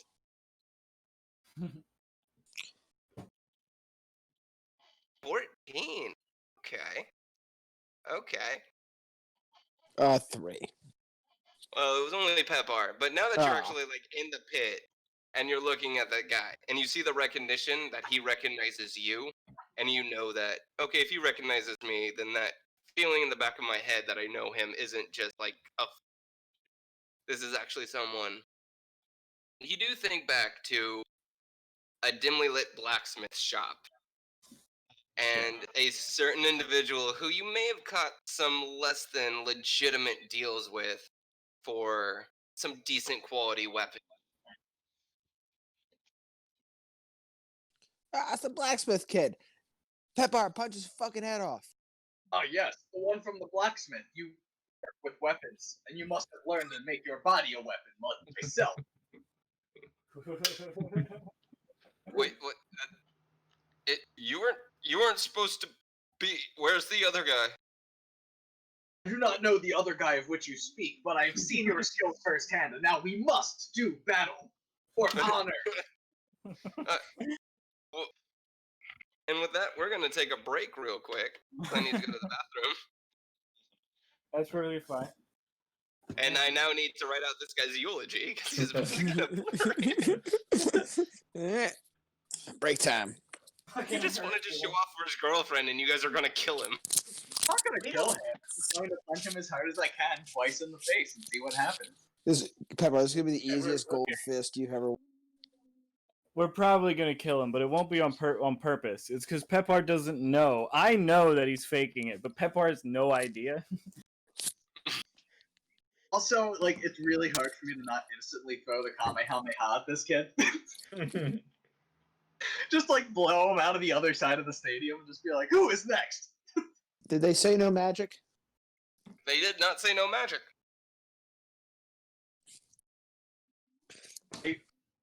don't want to do it though, but I feel like Pepar would like if this is the mightiest opponent he's ever faced, he might be like, "No witness." No, he would no. He would fist He's fight. a Dragon Ball Z. I have to fight him hand to hand until I'm almost dead, and then use my final attack on him. Obviously, I'm a Dragon Ball Z. That's what I have to do. Yeah.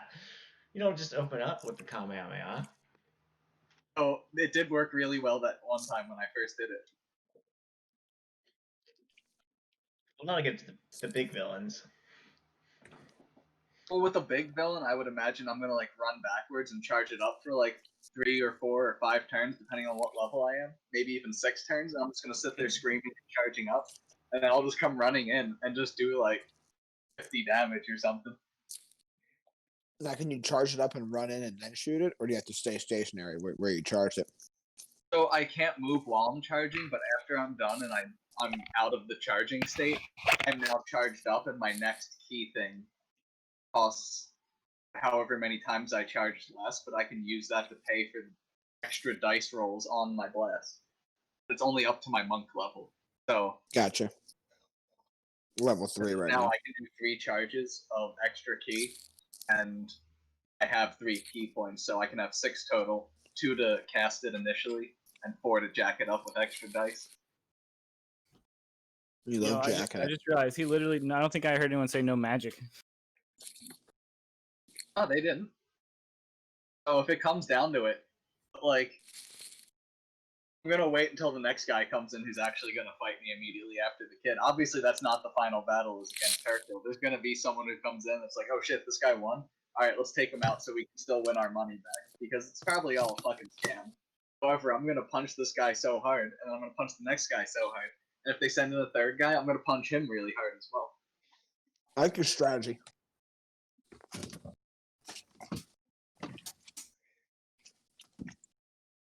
Oh, I made delicious pork today. Yeah, that seems to be Pepar's plan A. It's just I'm gonna punch him in the face really hard. That's your plan A. So I kick doors down. You set things on fire. Yeah, Pepar's immediately. plan A is punch everything, and Scarfin's plan A is you want to gamble. I want to talk. I want to talk my way out of anything. Fire us. I don't want to fight if I don't have to. That's my thing. I can talk my way out of anything. That is true. Just, But do you want to gamble? I do want to gamble. You always want to gamble. Like we gotta get like a FanDuel app for betting on Pepar. Oh, that's right. I haven't placed my bet yet. I'm placing. Oh yeah. Oh yeah, I got my 2 gold back from that one. I need to get gold odds on back that. From you got your 4 gold. You got 4 gold, and Scarfin got 2 gold. It was 2 to 1 to win. Mm-hmm. So you doubled your money for that victory. None of you bet on the second fight. And then as you go up to like put on the bets and bet on Pepar, the guy's just like, it's even money for the orc. I'm not like the rest of these fucking mooks. Oh, I okay. know exactly what's going on here. Oh, fucking that poor kid's about to die. Oh, does that mean that you don't get anything even if you bet? It's even money for the orc to win. Though, if Pimples over there takes the win, it'll be a 5. It'll be a 5 times payout. All right. In that case, I'm gonna put 5 gold on Pepar and 2 on the kid. 2 on the kid. Yeah. Okay. Even money for Pepar. I'll just place 5 on Pepar. I like how you're hedging your bet there, Mike. Yeah, I like roulette. The betting on Pepar literally does nothing. Yeah, it's even That's money. what I thought you were saying. Yeah, it does nothing, right? Okay. Yeah, it's even money. You bet 5 and you will get 5 back. Oh, okay. Fuck it then. Yeah, no. I'm just putting 2 on the kid. That's it then. So we have 2 on Ralph. Okay. Ralph Wiggum. I'm a unitard. It's fair. Okay. I don't expect him to win, so it's just it's once again hedging your bet. All right. As we come back in to the scene Oh, of that's his Pepar token. striking his pose. Oh, that's his token. Of Pepar striking his pose. And then the acne face kid. Oh, it's you. Where's the other guy? Hi. There is no other guy. I will be your challenger, warrior. You can clearly see, like, the dude's pretty scared. He's just like, okay, dude, my girl's right there. I'm trying to look good for her. Like, there was supposed to be another guy. I had an agreement. Just, Speaking good of, money. but I look forward to this fight. And you all off on the side see, like, as he's trying to, like, talk to Pepar, and sees just like, oh god, this guy actually thinks I know what I'm doing, and you just see his face crumple. But the Vistani are just like, you can start whenever you would like. Roll initiative. Alright, I won't move forward first. I'll roll initiative.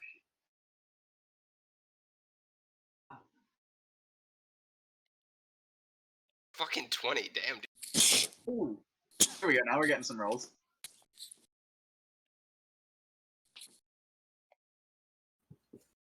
He actually got a 7. Doesn't beat a 20, but he actually got a 17. We both rolled the same thing on the dice. Yeah. But he's got a -1. Okay, you get to I've go got first. a fifth for Just his like, face. it's just like, yo, if you let me win this, I'll make it worth your. Oh god. Oh god.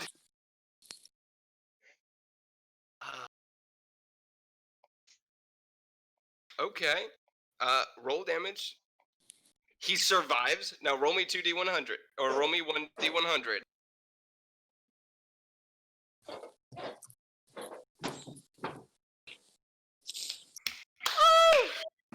As you go in and you charge in and everyone watches as this dude gets his bell clocked. You actually pretty sure it cleared up some of the acne as it literally knocked the pimples off of his face. But in the process, Pepar loses his footing, slips in a mud of where some other fights have churned up the mud, and actually twists and he falls prone. Pepar, this guy's good. He turned your own attack against you and you are on the ground. That is the only possible thing you can think of. My god, no warrior's ever done that to my punch before!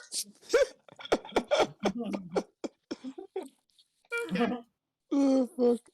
So this I've is never the thing. seen such power! Oh, gosh. Okay. See what this guy does. He does get to throw 2 punches. Okay. Oh no, his mighty fists! You were on the ground and he does get to attack with advantage. He gets a 13 and a 16 to hit as he throws down. As he like sees you on the ground, and he actually has a moment of like, okay, the punch really hurt, but he fell over, so I think he's on board with it. And he goes in, he just like tries to drill you in the head with 2 punches, and he does 4 damage total. Ah, that must have been your warm-up. And he's like, yeah, he's on board with it. He went down, he's gonna let me win. Oh god, I'm so getting late tonight. That must have been your warm-up. Wait, what? It's your turn. Alright, I guess I use whatever it takes to stand up real quick.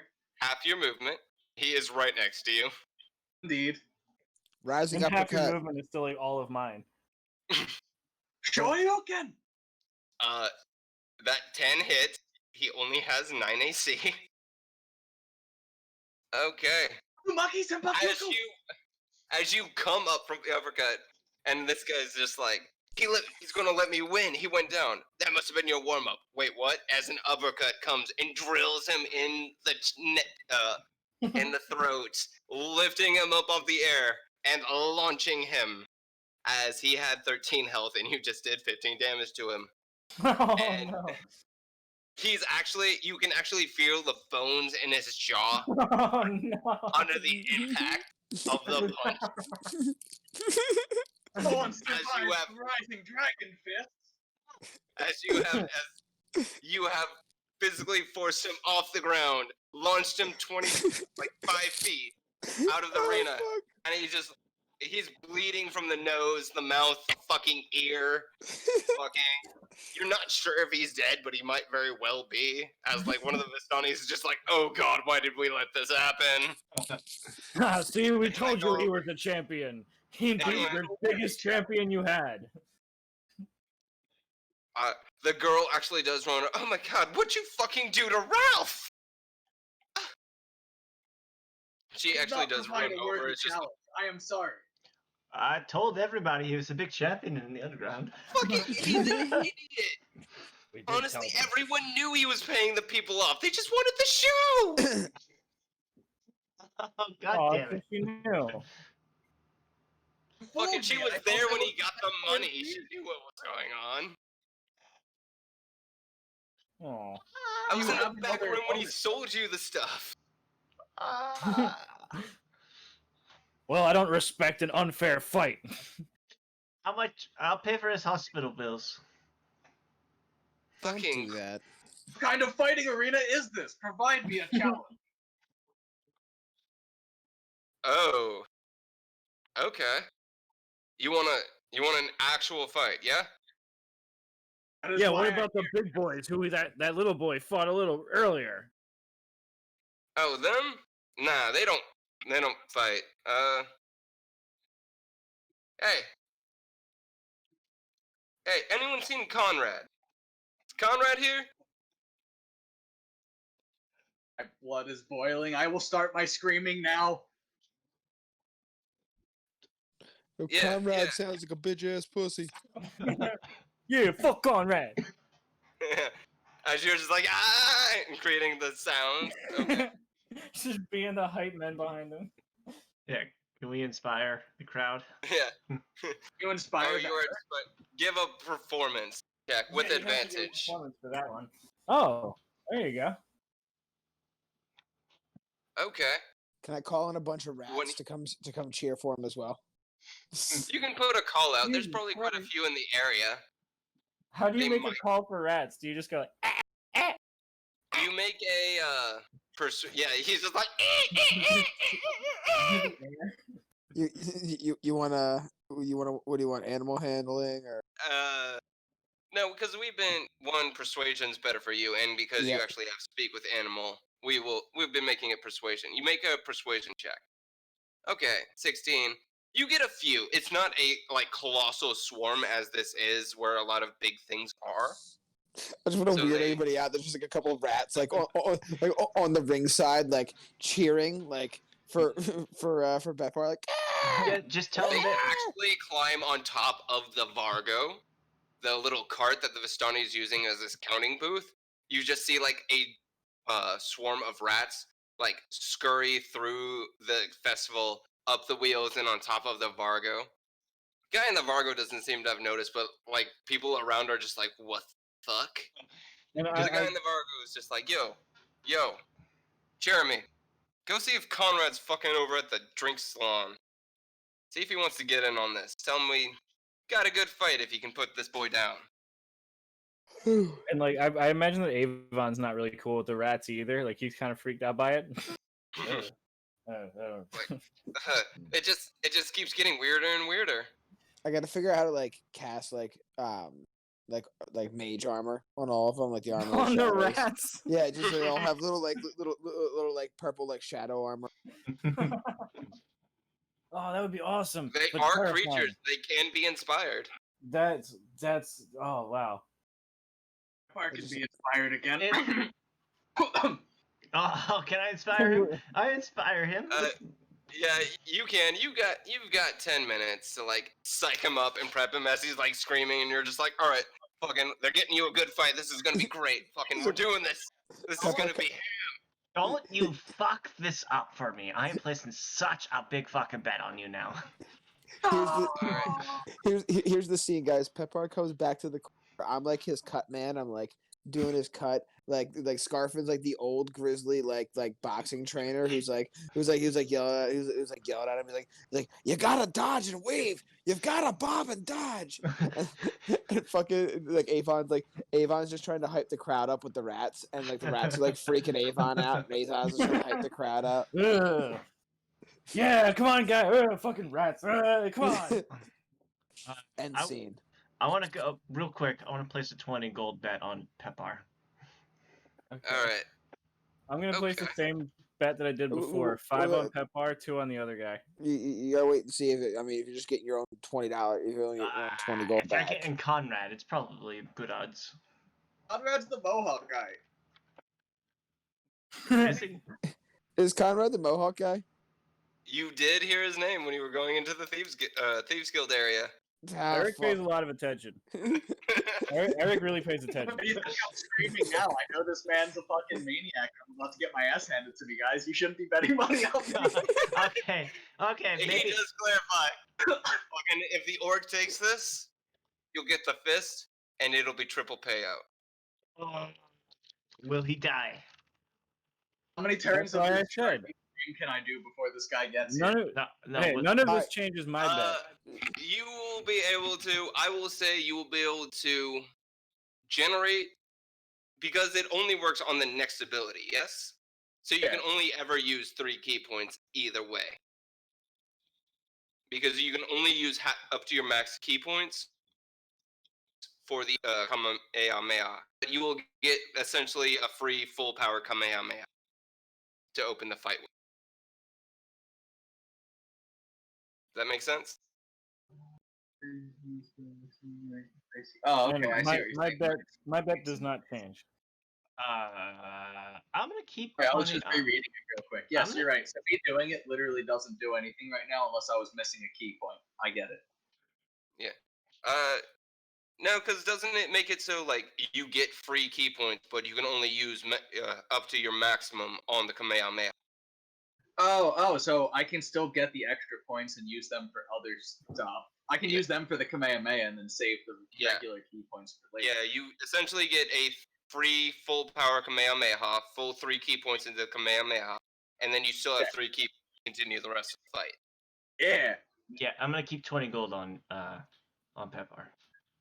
He's letting me do that. This is not going to be an easy fight. You're in. Well, I mean, nobody's gonna step in. I mean, it's a great spectacle. Everyone's like super hyped, and a lot of the Vistani actually do know who Conrad is. So they actually are all coming over to start dropping bets on this fight, as this is now an actual fight. And I'm like I said, mine is still the same as I did with I wanted to do with the little boy. 5 on Pepar and 2 on the other guy. Oh, actually, no. Yeah, I'm gonna keep 20 on Pepar. Okay, so we got 20 on Pepper, 5 on Pepper, 2 on Conrad. Team. Anyone else betting? Oh no, I'm not betting I on bet this at on all. myself. This is a guaranteed shit show. This. Can we cheat in any way? Can we? How are you supposed to do that? I was only actually just rule- looking at my spells to see if I could cast mirror image on Pepar, but I can only cast it on myself. The only rules that have been clarified thus far are that there are no weapons, and if the guy goes down, you do not kill him. This is true. Okay. Sweep But- the leg. The crowd gets hyped. The bets are getting placed. The civilians that are local to Drugelheim are starting to get, as the Vistani are getting excited, hyped, coming. They're actually starting to get, excited, pretty hyped. They're just like, oh, this is good. And who's Conrad? I don't fucking know, but they clearly seem to think he's the best thing in the world. And making his way through the crowd is same black jacket, same mohawk. Walking up into it is Conrad. We meet again, Conrad. Before they do a big fight, I want to do like a big introduction. Like, this is Conrad, and this is Pepar. You do have a minute as Conrad actually. He takes off of his jacket. Out of his jacket, he does pull what looks like a jeweled rose that you can clearly see in the torchlight. It glimmers as it's made out of gems, and he sets it to the side. And he pulls his jacket off to remove a chain shirt from underneath of it. And on his chest is the raven covered in mist with a gold coin in it. Pepper, remember this guy's linked to the god of death. Or the patron saint of death. I'm not The here just- to kill him. Or I am the here to lady, fight him for The combat. pale woman. the pale woman. She's a guide of lost souls. Mors is the god of death, and all the clerics of Mors take his name as his representative. Gotcha. So whatever the gravekeeper's actual name is, when he took the oath, he became Mors of that Moors, city. yep. She's The pale lady is Pale a lady. usurper. She steals souls from the god of death oh and- man. them for her own use. And this is basic religion for everyone who grows up, understands some degree of, and that is the baseline of what every person. Okay. Kick his ass, Pepper. All right. You wanted to do a grand opening? By all means, go for it. In this corner, this Mohawk douchebag, we have Conrad. Weighing in at, I don't know, 30 pounds soaking wet?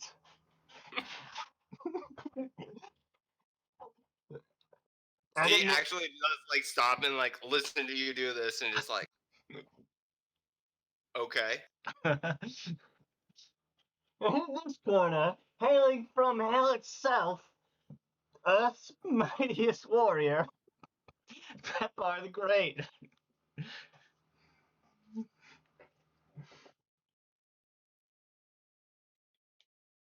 Okay. Pepar the Great. The crowd, honestly, the Vistani like look at you just like, are you fucking serious? But the rest of the crowd, they are fucking loving this. They're super hyped for fucking this. They're used to come and see this every year of just watching a bunch of drunk idiots throw hands at each other, but this is gonna be an actual fight. And So before this starts, I pull out Mhm. that nose hair that the fucking fucking Zeeble gave me, and I Mhm. yank it Mhm. because I'd like him to come here and watch this guy and tell me if and give me his honest opinion as to whether this guy is who I think he is. as Ew, you come on, what the pull- fuck is that? What did you just pull out of your pocket? That's disgusting. Yeah, yeah, it's this long, wispy, gnarled hair, and as you actually pull it, What is that? it's one of my knot? pubes. Shut the fuck up. the knot where it's tied, that's the friction ignites the hair and it burns off. And then almost instantly, you can feel a weight on your shoulder. There's nothing there, Smells. and you can't see it. Like, there's nothing there. And if you reach your hand up and, like, try to touch the location, you don't feel anything there, but you feel a weight on your shoulder and a voice. Wow, I didn't expect you to call me so soon. What's up? I didn't And expect you to got run my into this guy payment? so soon. Oh. Alright. But quid pro quo requires a quid first. You got my payment? Shit. Well, Give him the here's berry. the deal. I could give him the berry. So here's the deal. Here's what we're gonna do. If my guy Pepar wins this fight, you are gonna take the Mohawk douchebag back to the Fiend. I'm sure he would love to get in touch with power, to get in touch with somebody, a disciple of the Pale Lady, whether it's to use him as ransom, whatever. And if my guy Pepar does not win, I have a berry from another dimension when I turn my boy over here into a bush. Well, it was more like a house plant. Hmm. It's a vile plume berry. You don't actually know what it's called. All right, it's a berry. It's an interdimensional berry. Either way, I'm pretty sure you're gonna win one of those two things. What do you think your odds of your boy winning? Not Because I can great. tell you right now, If he is who we think he is, who I think he is, Peppar's odds of winning are not very. Well, okay. Okay. Hmm. This is intriguing. I'll play along. I'll play along, Grey One. We'll see how this goes. See how this goes. But if that little berry is not what I think it is, and what I want, then you owe me a boon. I mean, I already owe you. Yes, I don't. I mean, fuck, dude. Whatever. Okay. Okay. So the fight does begin in earnest as the call goes out. Conrad rolls his shoulders back, gets ready to go in and start fighting. He rolled a 20 on his initiative, which does supersede your 16. So he will get to go first. Two.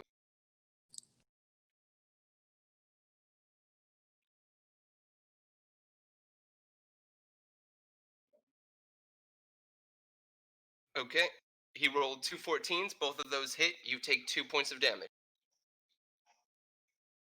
Right. Peppa, As he, remember, if you can manage to knock this dude out, done with him forever. Like, gone. I just wish to prove to him that you messed with the wrong guy! you are rolling with disadvantage because reason. Rolling with disadvantage? Yes. Okay. The way he moves, throw out an attack and I'll tell you. Okay.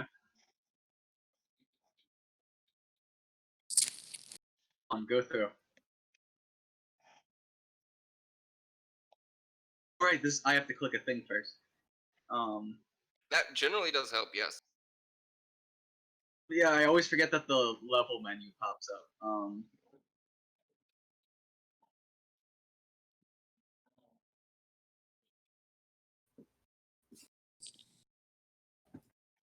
Oh, yeah. Okay. So I need to make it.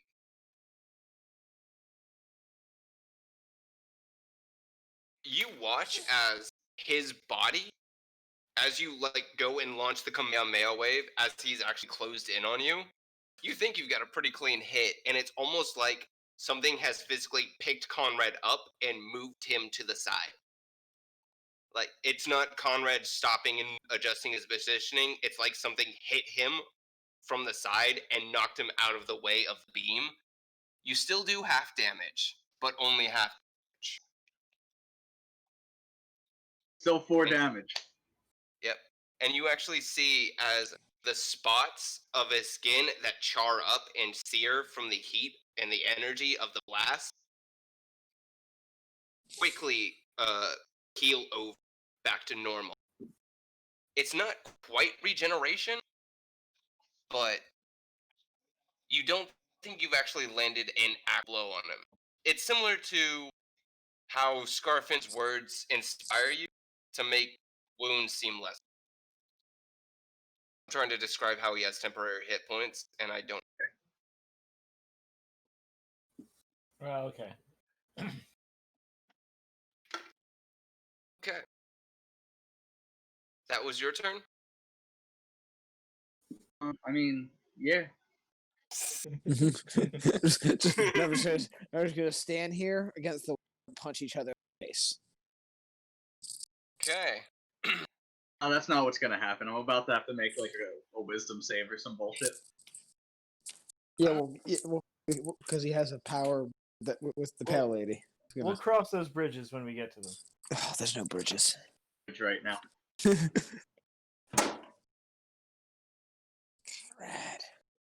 Okay. You are going to have to make a wisdom. Wait, hold on. We have to actually do something real quick. 16. past me. I know what's coming. 16 One. does hit, and you take 1 physical damage as the blow actually comes in and uppercuts into you. You are going to need to make a wisdom saving throw versus a DC. DC get fucked. Yeah, you honestly feel as the blow hits you, just an unspeakable fear radiate through you, and you're just like, no, get back in the box. Get back in the box, scared feelings. I'm in a fight. I need to finish this. This time, clown.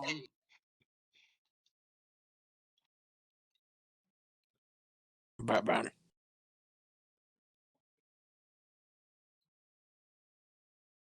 To me.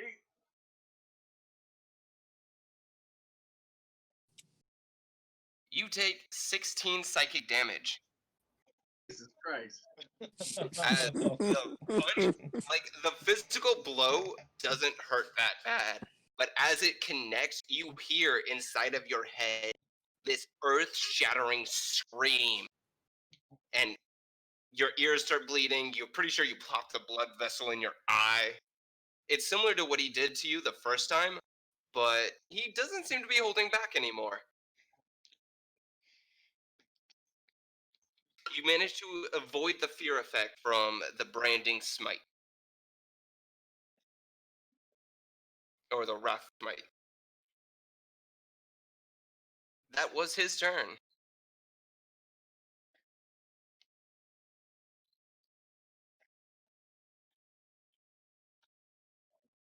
Peppa?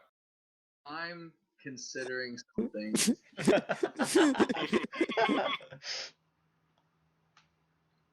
Peppar's head just exploded. I have one idea, but I don't like it. We're going just- for it. I pull that. Gonna burn one key point and go for the flurry of blows.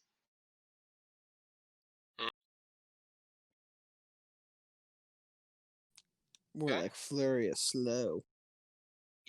Like I said, you are attacking at disadvantage, and similar to how when you threw it the Kamehameha wave, something seemed to actually like be moving Conrad, force him out of the way as his body like twists twist at odd angles, and like at one point you're pretty sure something grabbed him by the hair and actually pulled his head to the side. So it dodged your right hook. So the first two attacks do not hit. The last attack does.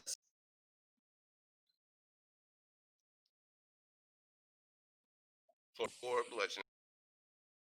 As you've actually now connected with him, when you actually hit his skin, it doesn't feel like you're hitting a living person, as the flesh is waxy and pallid, and it seems to twist and morph under your fist as you actually connect.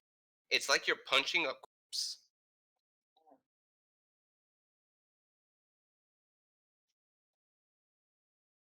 Alright, and you said you had something you wanted to do?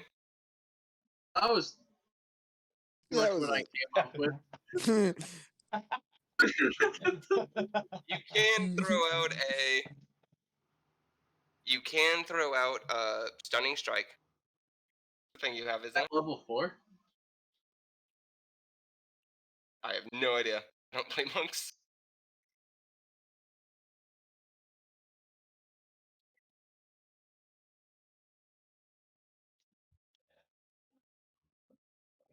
Stunning Strike level 5. Okay. Come on, give me an Arcana check. Or actually, you don't need to. You're a warlock. I am a warlock.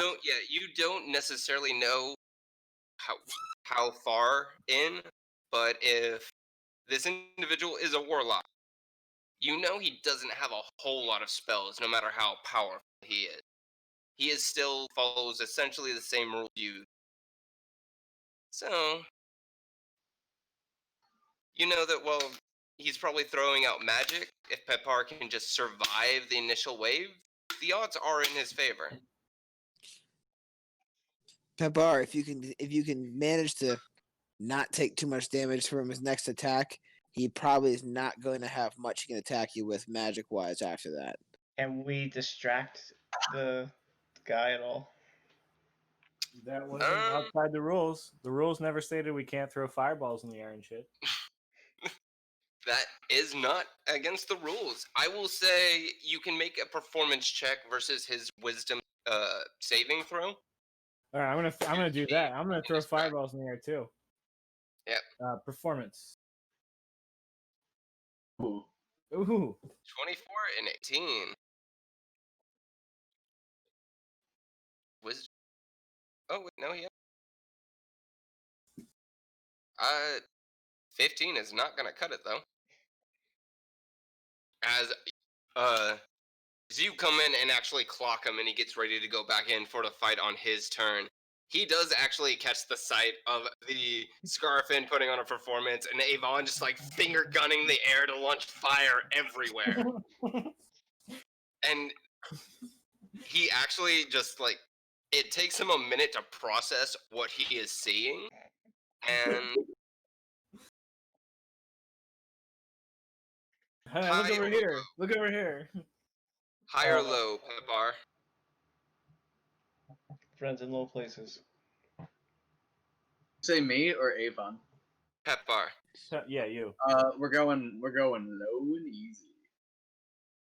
That is low. He's honestly so confused by what he is seeing that he is going to actually lose this turn, as though he is stunned. It will end. The stunned condition will end at the end of his turn, so you will not get any bonuses to your round, but he will lose essentially this round. So you can now go into another flurry of attack if you choose. This time what we're gonna do is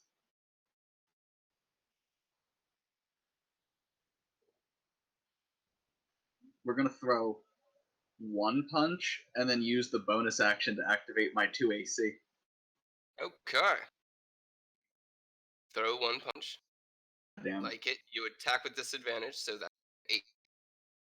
The disadvantage still does hold. You didn't roll high enough to beat Christine's wisdom. So 8 misses, and you are activating the bracer to give yourself a +2 to your AC. Okay. Okay. That makes your AC 14. 15. 15. Okay, fair enough. All right.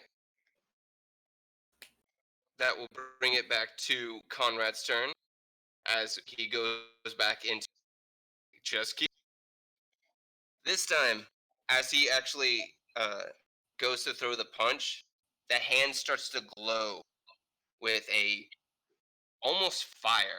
It's not actually fire. It looks like light of some kind, but it's blue and black rather than red and orange. And we're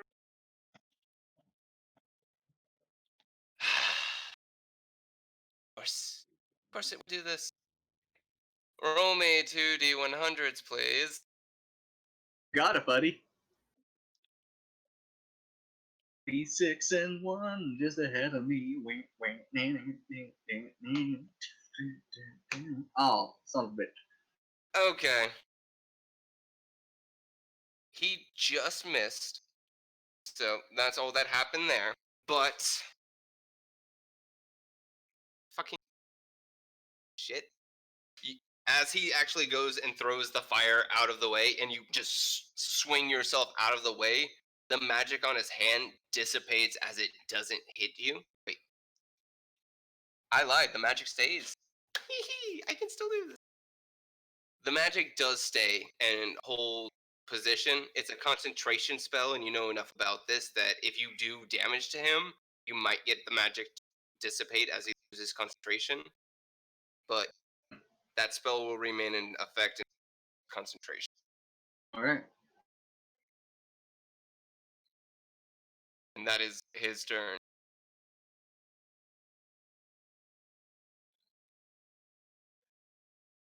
It blows real quick with 22, a 23, and a 20, nat 20, if you don't mind. You are still attacking at disadvantage because Christine still. Damn it! No! He's got an ability called Christine's Worry, where he can essentially take the dodge action for free on his turn. It's part of having 10 favor with his patron. So Either way, I still get a 21 hit, 21. 7 does not hit, 17 does hit, but you don't get the nat 20, I'm afraid. So that is, well, you only lose out on 1 day, so that's not bad. I got That some good is- rolls on the damage at least. Yeah, that is 13. Let's see if he can beat a. You actually see as you land this set of blows, and you actually connect with the skin. You actually see where that pallid dead flesh thing has dissipated, and you actually start to draw blood from this punch. Ah, so you do bleed, clown! He does bleed. Da, da, da. They do run into Okay. And you actually hit him so hard that the magic on his fist actually does dissipate and vanish as he has lost concentration on the spell. Fucking new. That what the fuck? I hate this guy so much. Mm. How much health do you have left? Don't worry about it. I'm fine. I'm worried about it. I got 20 gold on this. Don't worry about it. I'm fine. Okay. So that is your turn. That will bring it to his turn.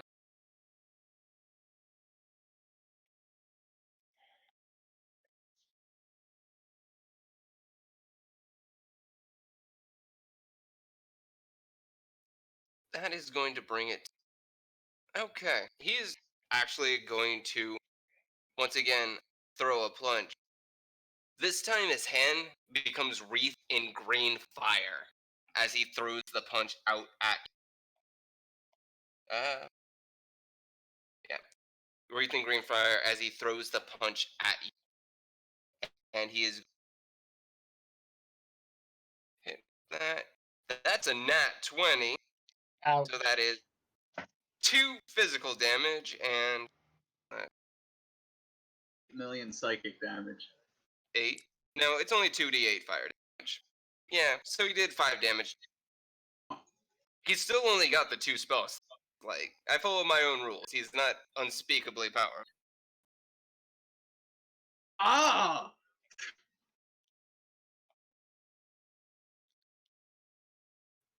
He did damage to you. Was it me now? No, because what's actually going to happen is you're going to watch as the wound on his cheek closes and heals back over. But the jerky motion that he was using to dodge your blows seems to have dissipated or halted for a minute. Seems that rather than whatever his patron was doing to make him avoid damage, she seems to be prioritizing healing damage taken. So you now could brute attack. force him. Keep Mhm. making him have to heal, and he won't be able to dodge at all. Yeah.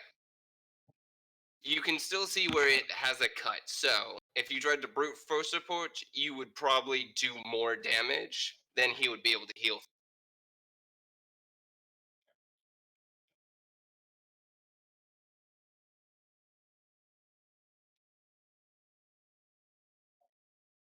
No. Or is he still doing stuff? No, it's your turn.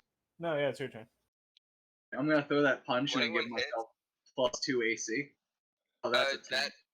That's just permanent. The 2 AC that just stays, so you can now use your bonus action for other. Oh, really? It lasts for 1 minute. On what? The necklace, the shield it creates lasts 1 minute. You can And use a bonus action to activate it. It lasts for 1 minute, and for that 1 minute you have 2 AC, but get your full turn to use how you would. And each turn is only a certain amount of seconds, so you have several It's 6 turns of it. seconds per turn, so you have 10 turns of +2 AC. Right. I'm throwing a second punch at this guy then. Right in his titty. Okay. 14 hits.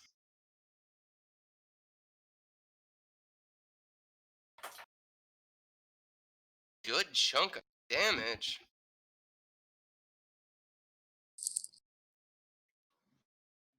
Okay. Not lost yet, clown. We will do this. All right. Eric, I bet my berry. You gotta win. That's my berry. That's true. I'm just gonna. Peppar's doing his best out here, and I'm so proud of him putting up a good fight against this guy who was designed to fight our whole party at one point. Yeah. To be fair, this late in the day, he has burned through spell slots, so he only actually came in with 2. So he goes gonna throw another punch, and he's not using his great sword, which it makes me really sad. But he's gonna throw out another punch, and this time the punch is what is it called? Like the punch shimmers and vibrates, and as it impacts, yep, that's 16. As it impacts, you take 1 point of physical damage. Take one last roll. 8 points of thunder damage, and you actually feel like the aftershock of the punch radiating inside of you, and every time you move, it causes you pain. That's good. This I is- just used Orcish Endurance to get back up. Yeah. This is Booming Blade, and he's actually going to move away from you. While we were under the effects of Booming Blade, if you move for the next turn, you will take 2d8 thunder damage. Okay. So See you, big guy. Did I get an attack of opportunity for him running away from me? you do. Okay, he deserves at least 1 punch for trying to step away from Peppar. 9 is not going to do it. To be fair, you did go down, and you have to take a moment to like force your rage to keep you conscious. So your punch goes wild as he actually steps back. And he only steps back enough for you to actually have to come to him as you watch as he heals back a little bit of what you did.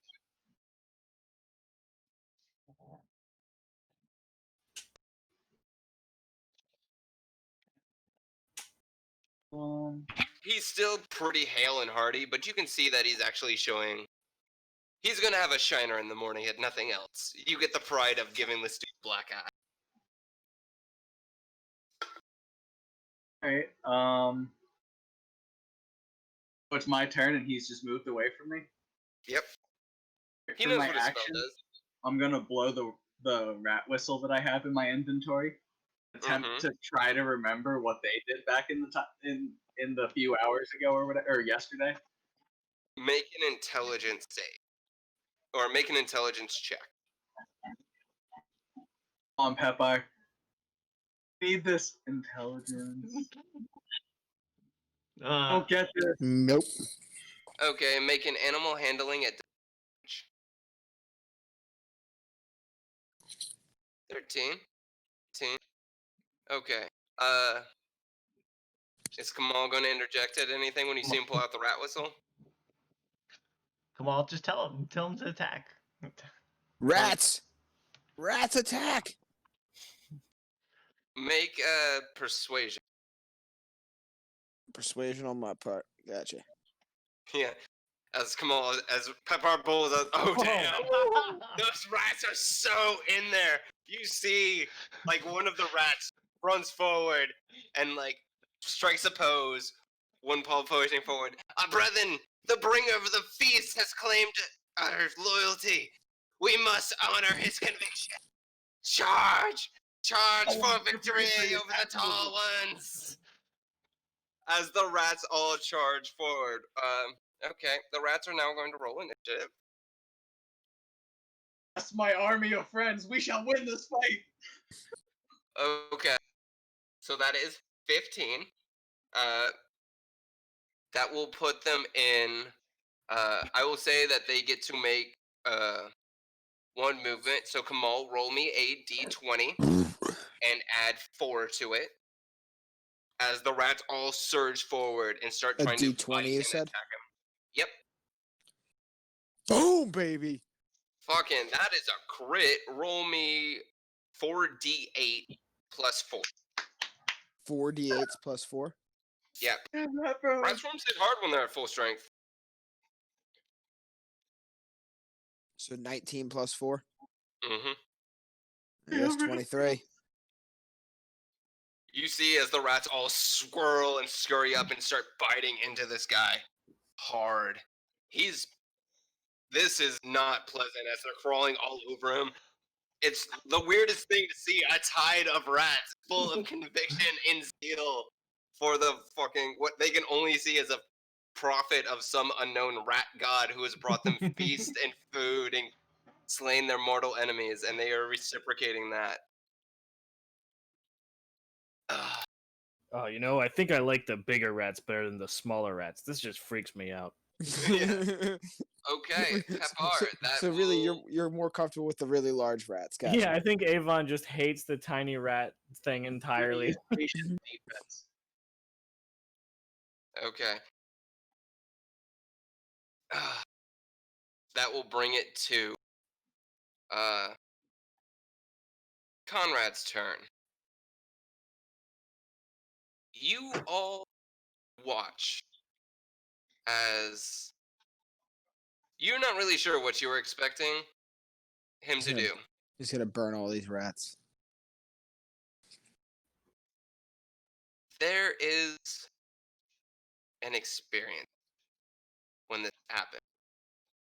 The air around you drops to freezing, biting cold.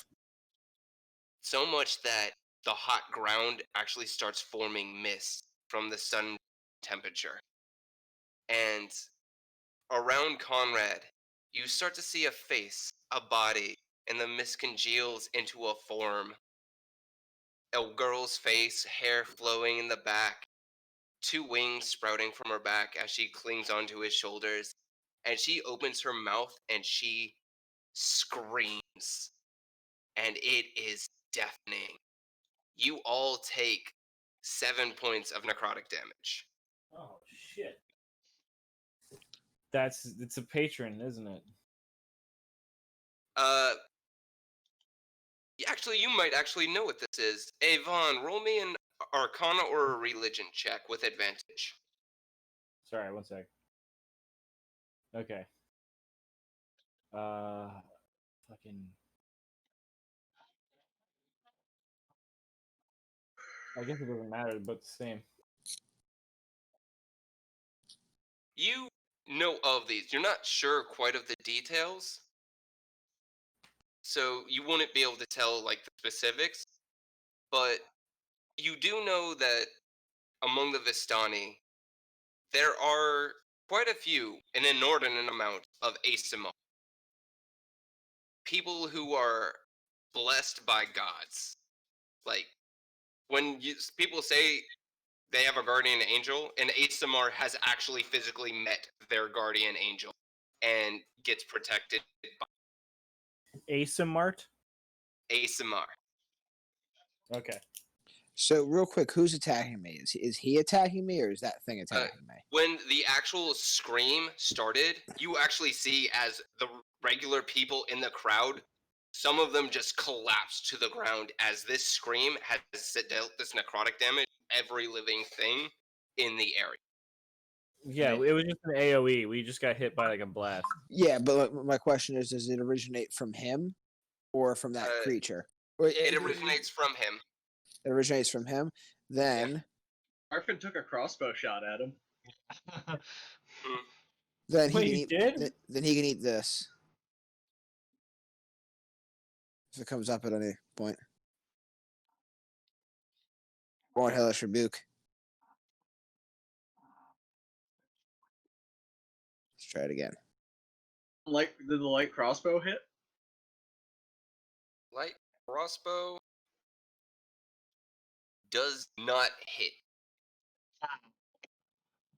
It hits him normally, but when this comes out, because it's his bonus action to do this, his action was to use mage armor with what's it? He's got essentially the same thing Kamal has, where he has mage armor. Finally.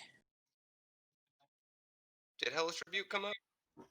Oh, wait a second. Yeah. Now it's finally asked me what level I want to cast it at. Level 2. Bam. Submit. Fire damage. Okay.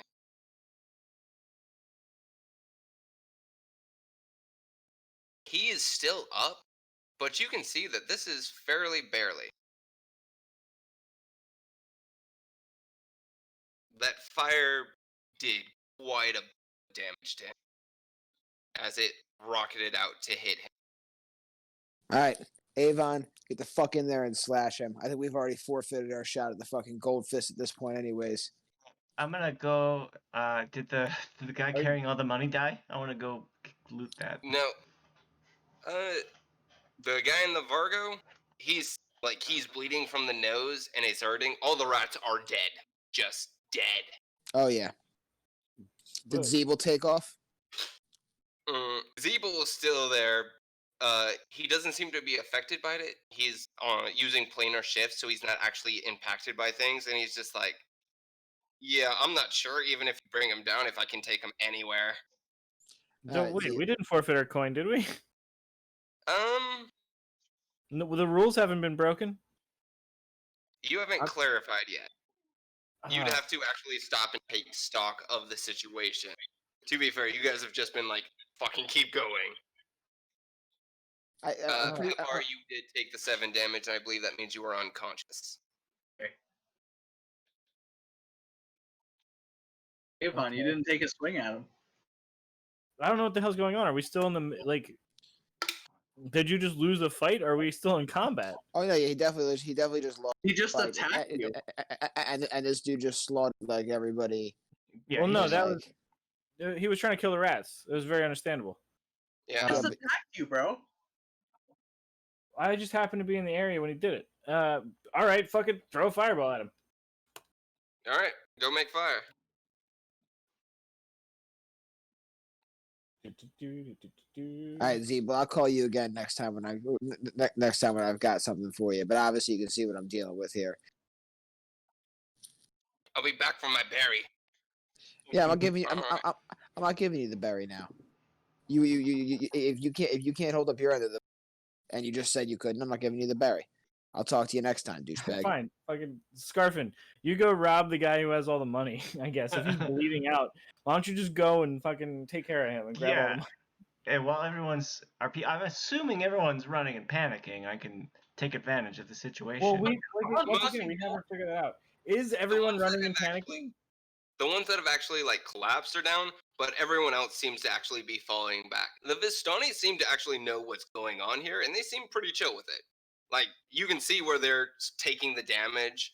They're developing nosebleeds. Some of them are reeling over, but they seem more or less okay with the situation. See, that's what I'm saying. That's why I wasn't originally going to throw a fireball. I was just watching a fight.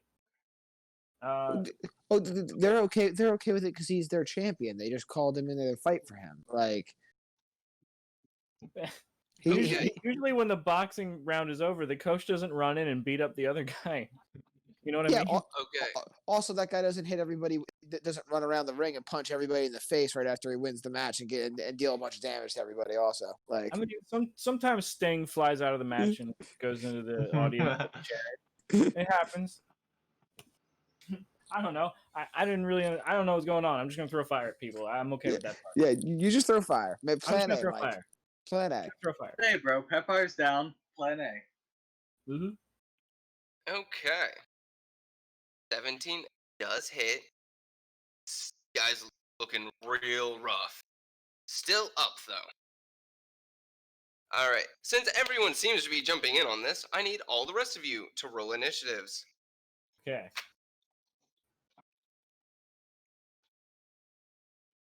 Yeah, Scarfin. Ooh.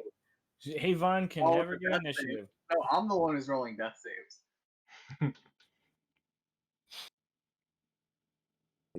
No, I can never get initiative. There you go. Oh, wait. Also, I have a question. Don't we want to kill this guy anyway? Didn't this guy come after us? He's Oh no, like this pit fight was a sanctioned fight, but there's a reason why they need to keep people alive. Yeah. This yeah, no, this could have significant legal ramifications. fuck. All right. Well, all right. So, did I So I just was did, right. did I just win? You're never right. I'm just kidding. You're probably right. Did I just? Scarf won initiative. Scarf, you want to try to get this guy to calm the fuck down? Yeah, I'm just gonna. Or no, actually, you go finish robbing the dude. I'll get him to calm down. I don't know if you can still do that. I don't. You just threw a crossbow bolt and fire at him multiple times. And again, he blasted everybody in the area with 7 points of necrotic damage. All right, He got yeah, literally my ability will deactivate if I get hit with damage. That was self defense. Oh. Okay. Okay. So Scarfin, you did win initiative. You did beat him, so you can decide what you want to do. we might as well just kill him. That's I true. don't- From our perspective, we were hit first. He This is hit me. self-defense. I shot him. So I shot him. Stand But my I- ground. Stand my ground. Stand my ground, Ross. Okay. 10 does not hit. You have a bonus action and your movement. Maybe we should talk this out. Hmm? Maybe we should talk this out. Yeah, bonus action. You use your action. You have your bonus action and your movement. I'll just stay where I'm at. Okay. Hide. Actually, That no. will Yeah, bring I'll it- hide. Give me a hide.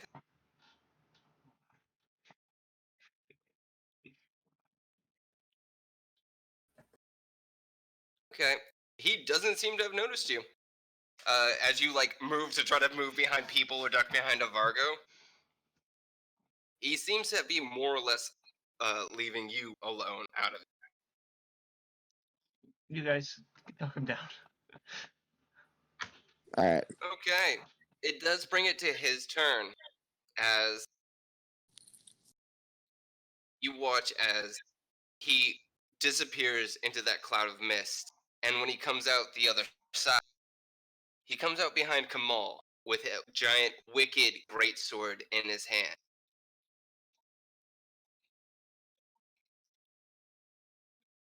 I've got a 15 and a 22. Both would hit. Okay, so the first swing comes down and you take 8 slashing damage and 5 necrotic. From just the first swing. Yep. And then the second attack comes through and you take 10 slashing. All right, the first one I'm gonna let hit. The second one I'm gonna use my stone skin. Mhm. My stone's endurance. So roll d12.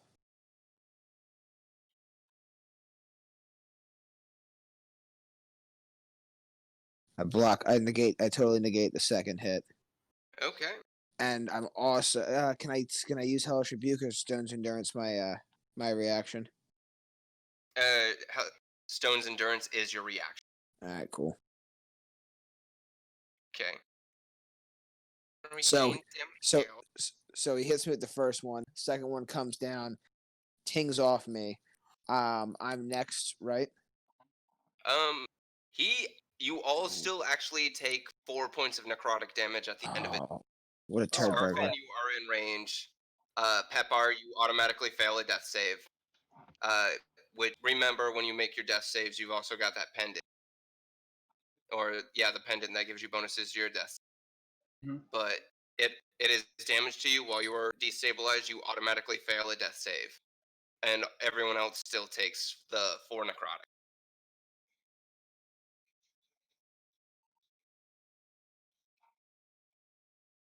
And then yes, that will it will bring it to Kamal's turn. Get Pepper. All right, so I turn to face him, and I say, I look him right in the fucking eye because he's right there. I'm like, listen, man, if you want us to finish this job for your fucking boss, I suggest fucking off right now. Otherwise, I'm gonna fucking try to burn your ass. You don't work for my boss. All right, burn your ass then. Okay. Let's hit you with burning hands.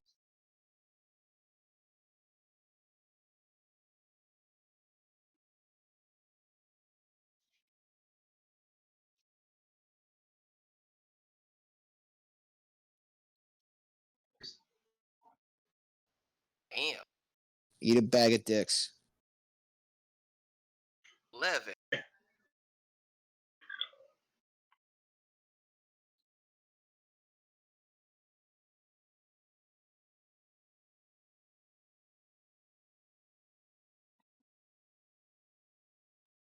You actually see as the fire hits him, like the light dissipates from his eyes for a moment, and you think he's going down, and then he just stands back up.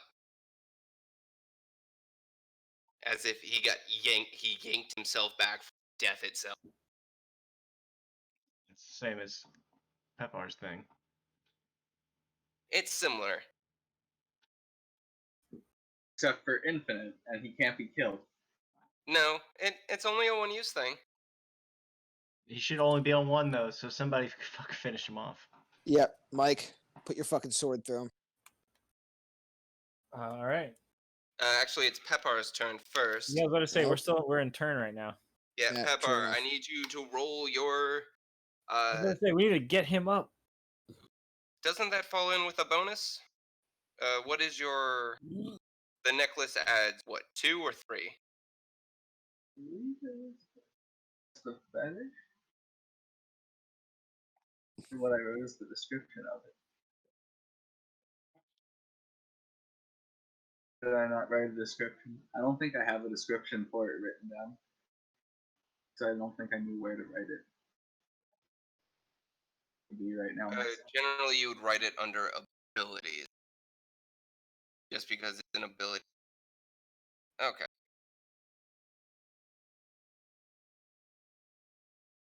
I believe it's only a +2 to your death saves. Right. So that's still a pass. If you'd gotten an 18, it would have counted as a 20, and you would have gotten back. I still passed one. Yeah. Woo! All right, Avon. All right. I'm tempted to try to get Pepper up, but I am going to slash. Or wait. I'm going to throw a tomahawk at him. Okay, will Is that attack at gonna be- disadvantage.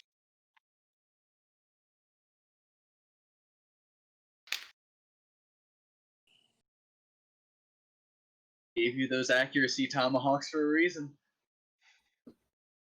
Did you say a disadvantage or advantage? Disadvantage. Okay, I'm going to use my human determination. Well, 15 should hit, didn't it? You said he was at 15 with his armor Oh. class, right? Mm-hmm. Oh, never Yep. mind. So 15 hits on the tomahawk. I will not be doing that. Pepper gave me this tomahawk. Okay. Boom. Conrad goes down, Get which smoked. means we can bitch. start phase 2 of the fight. Oh, fucking dick turds. With the vessel down, Christine is actually unleashed. As the tomahawk hits, and you actually see as the wailing scream stops, and Christine looks at what you just did to her brother, and she is pissed, and she locks eyes on Avon. Avon, I need you to make a charisma saving. Oh no! Oh, no! Oh, I didn't even want to do this, and now you're asking for the worst save you could ask for. Oh, oh God. Okay, let's see what happens. Mike Smith. Where the hell? I'm sorry, Mike Smith. Where is it? Hang on. Where's it? That time the whole party got killed. Because he showed Pepar a fighting arena and gave me my least favorite pet person. Wait. Oh, there it is, dude. Okay. And 11 is not going to cut it. Of course it isn't. DC is 16. You watch as her eyes lock onto you, and you feel them actually burrow into your mind as she reaches out, grabs on, and you lose all control. Oh fuck. You are under possession. You still take 3 necrotic damage, and she still radiates great. necrotic damage. But you take double necrotic damage because Me? you are actually under the possession. So I take 6 total. Yeah, 8. You take 8 necrotic damage. Everyone else takes 4 necrotic damage, and you no longer have control of your body. Sounds like Mike every time he poops. Yeah. I'm thinking So I need. what is going to happen? So what is going to happen is when your turn comes around next, I will control your character, Right. and Okay. you will make a charisma save at the end to see if you can force. Okay. I don't think this is gonna go well. Guys, I honestly don't think there's any way out of this. The only way to get rid of she's just gonna move out of Mike once we kill Mike. Avon, Hey, what do you mean kill Mike? if we can Not kill killing you. Mike. I'm more likely to die next. I've only got 7 fucking health left.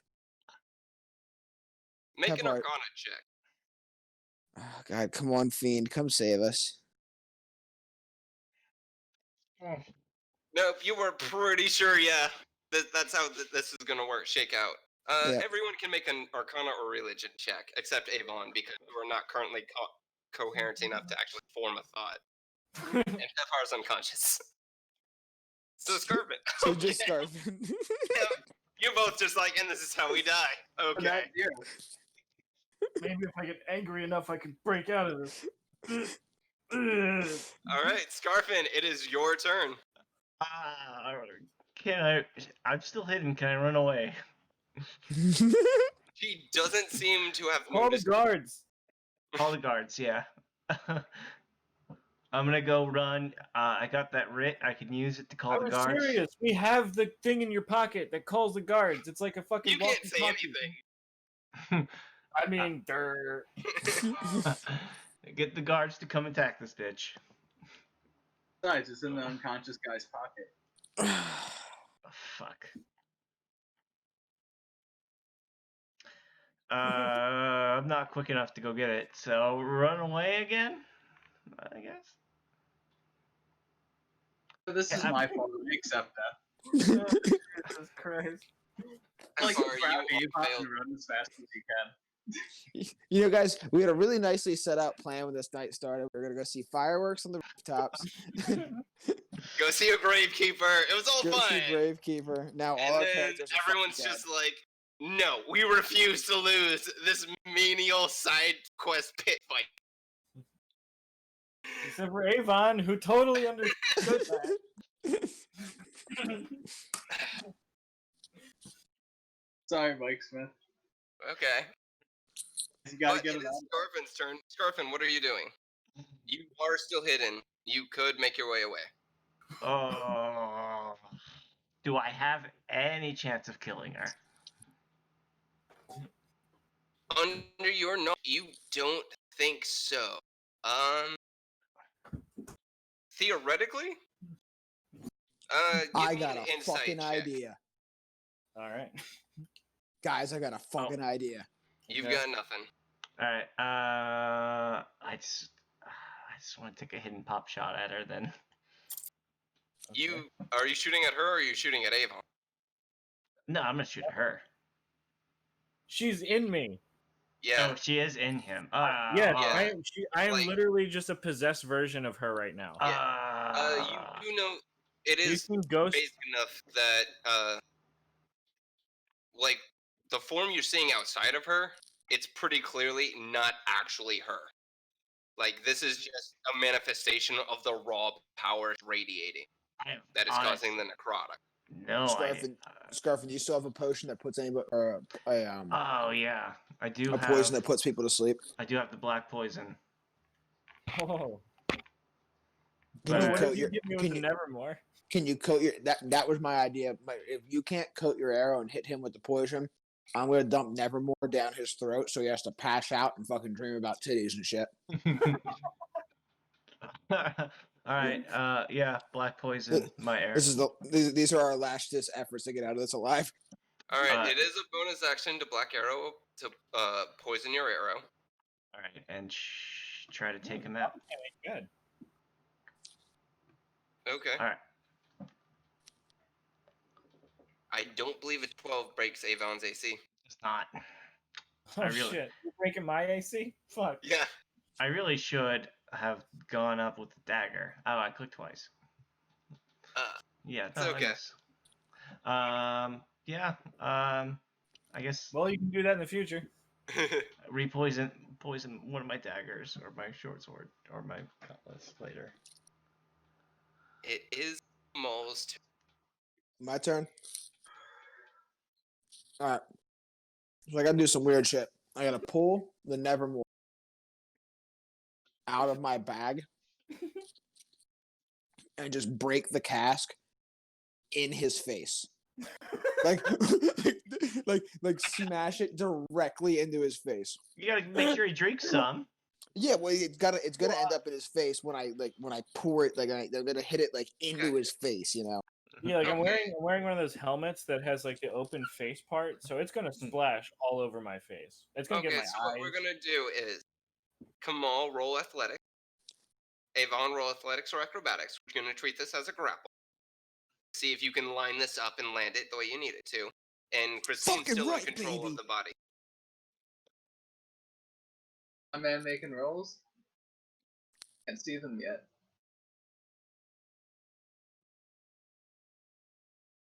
No. Okay, that's a 22. Okay. You managed to get the cask in the face and just smash it full bore. Avon, roll me a con save at.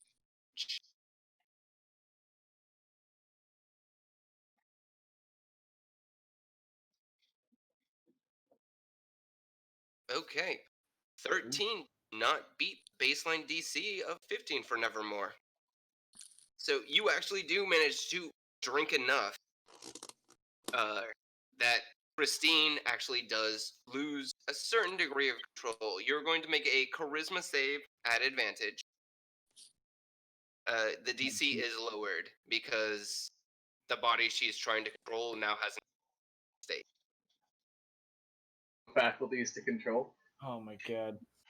Okay, so she's still in control of the body. Avon is half Vistani, so the innate effects of Nevermore putting essentially everyone on their ass. See, it's part of the brewing process of Nevermore, but Vistani have a semi-immunity. It doesn't hit them. That's right. Oh no, I have a tolerance. Yeah, but at least so it shook you you a bit. can't put it out. You are intoxicated. You will attack. She will attack at disadvantage when trying to use You your got body. 2 more. Just keep trying to smash the cags. That was Maul's turn. That will bring it. Kamal, you do still have a bonus action. Oh, bonus action. Do I also have a right? Yep. Have a. We'll say it took about 5 to close the gap, so you got 25. Can I? I'm trying to think what I can do with my bonus action. Can I move to Pepar and use Spare the Dying on him? Spare the Dying is an action. That is a full action. Fuck. I guess I'm gonna step back towards Pepar at least. Okay. All right. You can't use a health potion, right? Either. No. That'd be an action. Yep. Pepar, go Some clever ahead. tiddlywinks then. Roll the death aid. Oh no.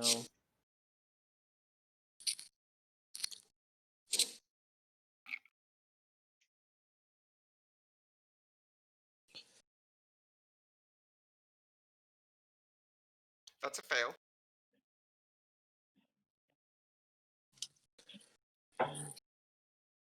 Alright. So you're at 2 failed. I will say you do notice that the radiating effect of the necrotic energy, it seems to have some degree of, how do I say, discretion. As the people on the ground, they're not getting worse, while everyone who's still standing is still taking necrotic damage at the end of Avon's turns. Pepar is not taking more damage from the necrotic. You ate the burst that put you on the ground, but that's about as Christine doesn't seem to want to actually kill anyone unnecessarily, except maybe Avon. Really shouldn't have done. Okay, and that will bring us to Avon's turn. Avon, please roll an attack at disadvantage against Kamal. With what am I swinging? The sword that was in your hand. Or your sword. 7 does not hit. 7 does not hit. Alright. Wow. Scarfin, you did not run away, so you were still in range to take 4 necrotic damage. Kamal, you take 4 necrotic damage. And Avon, you take 8. Surrender. We should surrender. All right. Well, try surrendering to her, and if that doesn't work, poison I have 5. Avon. Kamal, give me an insight. Insight coming right up. Notice that there's no surviving this for any of us. So I hit intimidation, my bad. That should be an insight, bam. Yep, that's a terrible insight. Yeah, no, like, this might actually just scale. I think the god Zinch has spoken. Like, okay, let's see how this plays out. Somebody might figure it out. There is one way to get out of this. There's one way to get out of this. Fuck Christ. I mean, generally, guys, in games, when something deals necrotic damage like this, maybe if we throw a potion on her, it would fucking hurt her real bad. Oh, you gotta heal her. That always works. But I The don't know. problem This is, might. is you can't This might. actually get to a form Yeah. heal. You gotta But get she's just. Pepar up. She's He's just gonna in. fucking die. She's just in Avon. Oh. You have the right idea with the potion, though. What other potions do we have? No, it was a healing potion. Oh, So how do we use the healing potion? Can we just use it on Avon? just the same thing you did with the keg, and when he was dead. Throw it So in my you're saying. face again? So you're saying I just need to smash a healing potion in Avon's face? Yeah. What if I already used my sweet fucking smashing roll? I also only have a defunct health potion. I don't actually have a healing potion. Do you have a healing potion, I do Scarfin? not. I do not. I have the medical kit, but I can only use that on rest, I believe. Mm, The shaman's med kit. I mean, I can just smash him in the face with a defunct health potion. The worst that happens is it just deals damage to him otherwise. yeah, it's true. But I mean, it's not going to deal enough damage to get rid of her fully. Scarfin, what do we do? Oh no. What they do in the movie Ghost? So they just made pottery, man.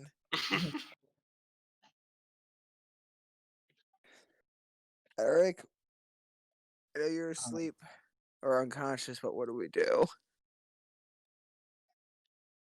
You could just book it. We can't leave you here to die. We leave no man behind. Scarfin might leave us behind, but This was my idea. You gotta get whoever's turn is next. Get fucking Pepar up, no matter fucking what. I'm losing my mind with him on the ground. And Yeah, it is Death Scarfin's save. turn. Oh, it's my turn. Get him the fuck up. I'm Alright. right next to. I'm right next to him though. I can use spare the dying on him next turn. Does he go before me, or do I go You before go him? before This him. isn't Avon talking So- to me. I need so- Pepar up off the so- fucking ground. So I can spare the dying on Pepar next turn. I have the next turn right after you. So you have two options here. You can try to fucking reason with this ghost and get it to take another person's body and I don't know, leave us alone and we're sorry, or you can fucking I'll offer poison the blade. I'll offer my body. Take me instead. Roll You didn't first kill her persuasion. brother. I killed her brother. She hates me. Yeah, but Conrad, I'm a willing host. Take me Conrad's gonna instead. I What will if- be back in like 10 minutes. What if we allow her to kill Avon and then we'll just bring him back? I Like punished his down face to, to down him. Okay, that's not a bad idea. We allow her to down Avon as revenge. No, but she wants to kill me. Wait a second. Stop it. Dumb idea. I figured it out. Her brother's not dead. He's just down. We save her brother, then she can go back into him, and then they can both fuck off. Huh? Wow. Wow. All right, so I was like, Let's do it. literally, the answer's right there. All right. I even said like he's gonna He's make a staring death at us the whole now. fucking. It's like the Alright. movie Saw. He's been in the room the whole time. All right, double. All right, double. So, Scarfing, do you have anything you can do in terms of healing or getting up anyone? do not. Can I inspire? Oh no, he's unconscious. I can't inspire him. You know, it has to do with the healing potion. That's what you meant. God damn it. I don't have anything. Can I stabilize his wounds or anything? Or can We you? have a med kit. Does someone have the med kit? I have the med kit. Oh, and it's being just. All right, it's so you told can about- go save him, and I can save. I can. Or no, I can't do anything for Pepar either. Have you grabbed the I med kit? will I'll say come out and with save one of us a while Kamal bonus takes- action of movement, you can essentially get to anyone on the battlefield and then get to So I can go to Kamal and take the. battle. Yeah, you go to Kamal to take the med kit. It'll be an object interact. You'll still have your action when you get to Kamal. All right, so Alright, then do that. yeah. Raise him to save Avon.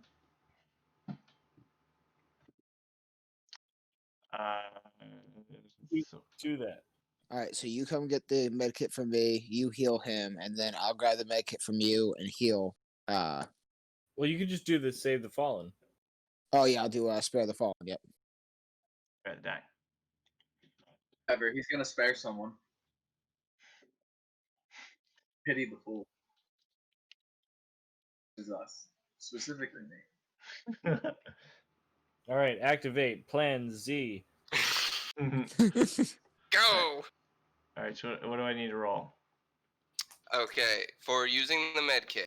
The med kit, you roll a D4 plus 7. Or no, D6 plus 7. No, that is for when you're healing. You're going to burn Oh. one charge and you're going to make a medicine check. You need to make. Are you proficient in medicine? Not.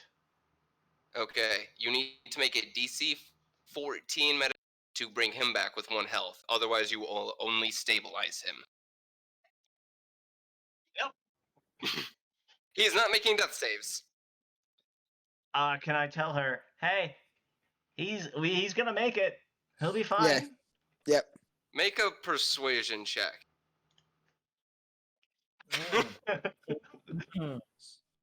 What he do? As you like go over and you're just like, hey, look at me, I'm saving him. Stop fucking killing us all, please.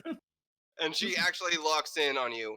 The screaming actually does stop. She doesn't release Avon, but her form diminishes. The screaming stops. The waves of necrotic energy stop rolling out. Is it me? Is when you say that she's doing this, is it like me, like my eyes doing all of this? No, there is a like image that is formed of mist Oh, like projected. that is projected out that shows Okay. her actions as you sit there in a battle stand. Yeah. So, she seems to have somewhat dissipated. You've bought yourself 1 turn with a nat 20. Hot damn. Okay. Anyone else proficient in medicine? That will bring it to Kamal's turn. All right, Of course, proficient in medicine. Why would we be? How Warriors. far? What's the distance of the fallen thing? All right. Well, you stabilized him, right? He's no longer making death saves. Yeah. Oh, I see. So Okay. so I am going to use spare the dying on Pet Bar, stabilize him. He's no longer making death saves. Mhm. All right. And then we can't do anything. We can't do anything yet. We need to just try. Now that they're both stabilized, does the med kit regular now, You could go on me. or Get her out of or, me. or do we still have to get or do we still have to get a medicine It check? takes a short rest to regain health with a med kit. So Gotcha. you would need a long time, and I can honestly probably tell you Christine is not going to be that patient. Gotcha. All right. So the only other thing, so now that we've stabilized Pet Bar is no longer making death saves, we've stabilized this guy making death saves. I still have a defunct healing potion in my Wait. inventory. As long as you don't roll one. Hope it doesn't I have one healing potion and a potion of the Gorgon and of the Dragon's Breath. All right. Give So me the Just give him the healing potion. Give him the regular one, so you guys don't die. Give me the regular one, and then or the defunct one, and then I might die. I say give him the healing. Pepper, don't sacrifice yourself like that. And yeah, give Peppa the defunct. The spirit of Peppa is just like, let me go. I have found new peace. I don't want the whole party to die because I wanted to fight this guy. Pepper, Well, to be it's fair, so like, noble of you. nobody was going to die until the rest of the party decided they wanted to fight this guy. Except for He Avon. decided to unleash a wave of necrotic damage, and that's not cool to attack the spectators, so he deserved a loss. He should have just given up and said, I lose the fight. You guys didn't really give him the We opportunity. attacked with rats. Okay. We can use that as an excuse to why we attacked him, because he attacked the crowd. So This the is guards feeling won't arrest us. Current times. Scroll, I could just show him and be like, no. all right. So I can't do anything else for the rest of my turn aside from because all I have is a movement and a bonus action. I don't have any bonus actions that are useful. Yeah. So I will stand by Pet Bar's side. Now, is it Avon's turn? Yep. Pepper, you're And- no longer making death saves, so your turn just passes. Or actually, no. Roll the d20. Failing won't matter, but if you get an 18 or a 19, you can still come back with. No. We're not doing that. Okay. That will be This is a Avon. And Avon is currently Scarface? not possessed, right? No, No, I am. Avon is still possessed. She's just Yeah, I not doing currently am. necrotic. All right. Scarfin, make a persuasion check versus her wisdom. Oh god. If only you could just have her give him the potion so we could heal him. Okay, that's a tie. That is a tie. Wow, that's a tie. Yeah, that was a really low wisdom save on her part, which is actually kind of funny because she's got really good wisdom. That's Zinch, man. Zinch is Yeah. going nuts tonight. Please, She's got a +4 to wisdom and she not won it. please, Ghost Lady, give us the potion so we can heal your brother. We don't want him to die either. Okay, make a persuasion at advantage since you're actually giving instruction. Okay, and that's a 6 on her part, so she actually charges over and just bull rushes all of you out of the way using Avon's body, and she just pulls out like all of the potions and smashes them all into his mouth. Jesus No. Christ. She doesn't know what a health potion is. She just knows potion, and just so What other potions did you Oh, have? you with the cask earlier. Could have asked. yeah, like so. I'm gonna need all of you, except Avon because she's not dodging this because she doesn't care. I need Garvin and Kamal to both make dexterity saving throws. That's an Jesus 8. Christ. +5 attacks. So that was a con save. Oh my Yeah, god. And that's a nat 1. Yep. Roll. Save. Oh. As you both take 12 fire damage as Conrad comes back to consciousness. Actually, Because you used just a regular actual potion, yeah? Yeah, so there was no risk of a one doing things. So he comes back to consciousness, breathing fire. Dragon. I should be And knocked out I of the am way. dead as well. Yeah, Everyone's down. except Avon. Okay, Avon, as you watch as they both fall over. Oh no! It's up to my charisma. No, as Conrad actually does regain consciousness and he sits there stalling, muttering, Christine leaves you in a hurry. Like, you actually feel like the wind spinning inside of your head as she surges out toward her brother. Fuck that! It sucks. Ugh. Okay. Sorry. Okay. So let's see, I have Pepper who's stabilized, Avon who's conscious but barely alive, looking down at Conrad. What the fuck just happened? Yes. Is Hold on, everybody I else down besides me? Yeah. Yep. What the fuck just happened? Okay. I imagine I would be Fucking- very confused by this. Yeah, my sister isn't exactly a people person. Bit too long on the other side if you catch my drift. And To be fair, I knew the fight was fair and I didn't want to jump in. But what the fuck just happened? Fucking Christ, I honestly didn't expect you guys to put a number on me that bad. You guys are a bit more than I thought you would be. Well, we said he was the champion of something something. Champion of Earth. Earth. I don't know that word.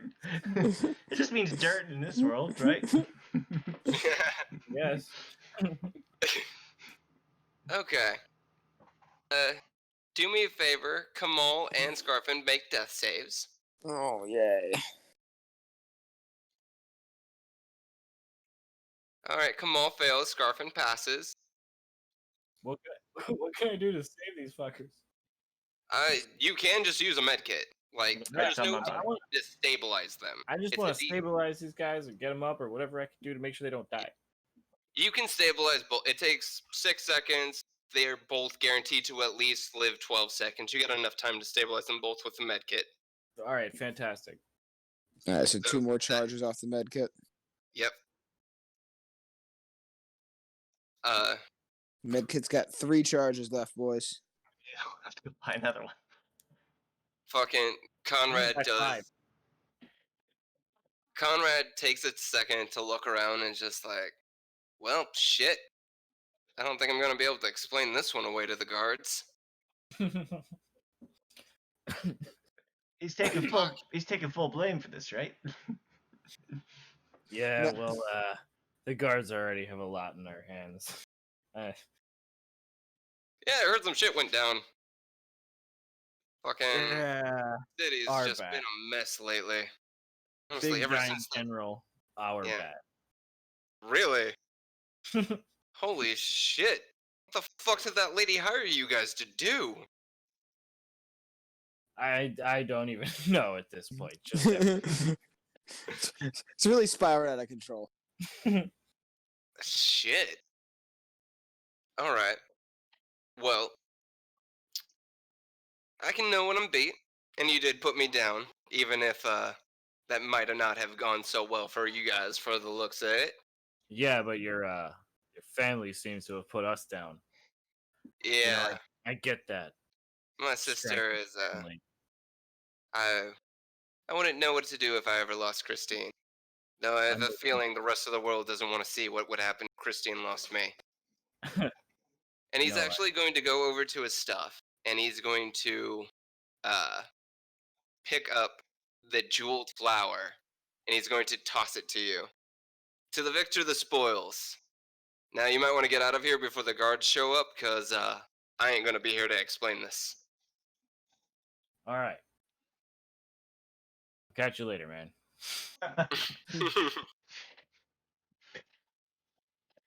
I don't And think you I have see any. as he does disappear into the mist to go to who knows where, to be honest. And that is where you are standing in the middle of what is left of the fight pit with a jeweled rose in your hand. And You- 3 Your down. companions all unconscious, but stabilized around you. A couple of Vistani like coming in to start picking up the pieces and making sure, all right, nobody's fucking dying. Fucking, they don't want to have to like explain why there's a corpse pile at the end of the. So they've actually got like the Vistani people that were in the air traveled over here to start doing some kind of damage. You have a feeling that they have practiced for this sort of event. And that is where we are going to bring the session to a.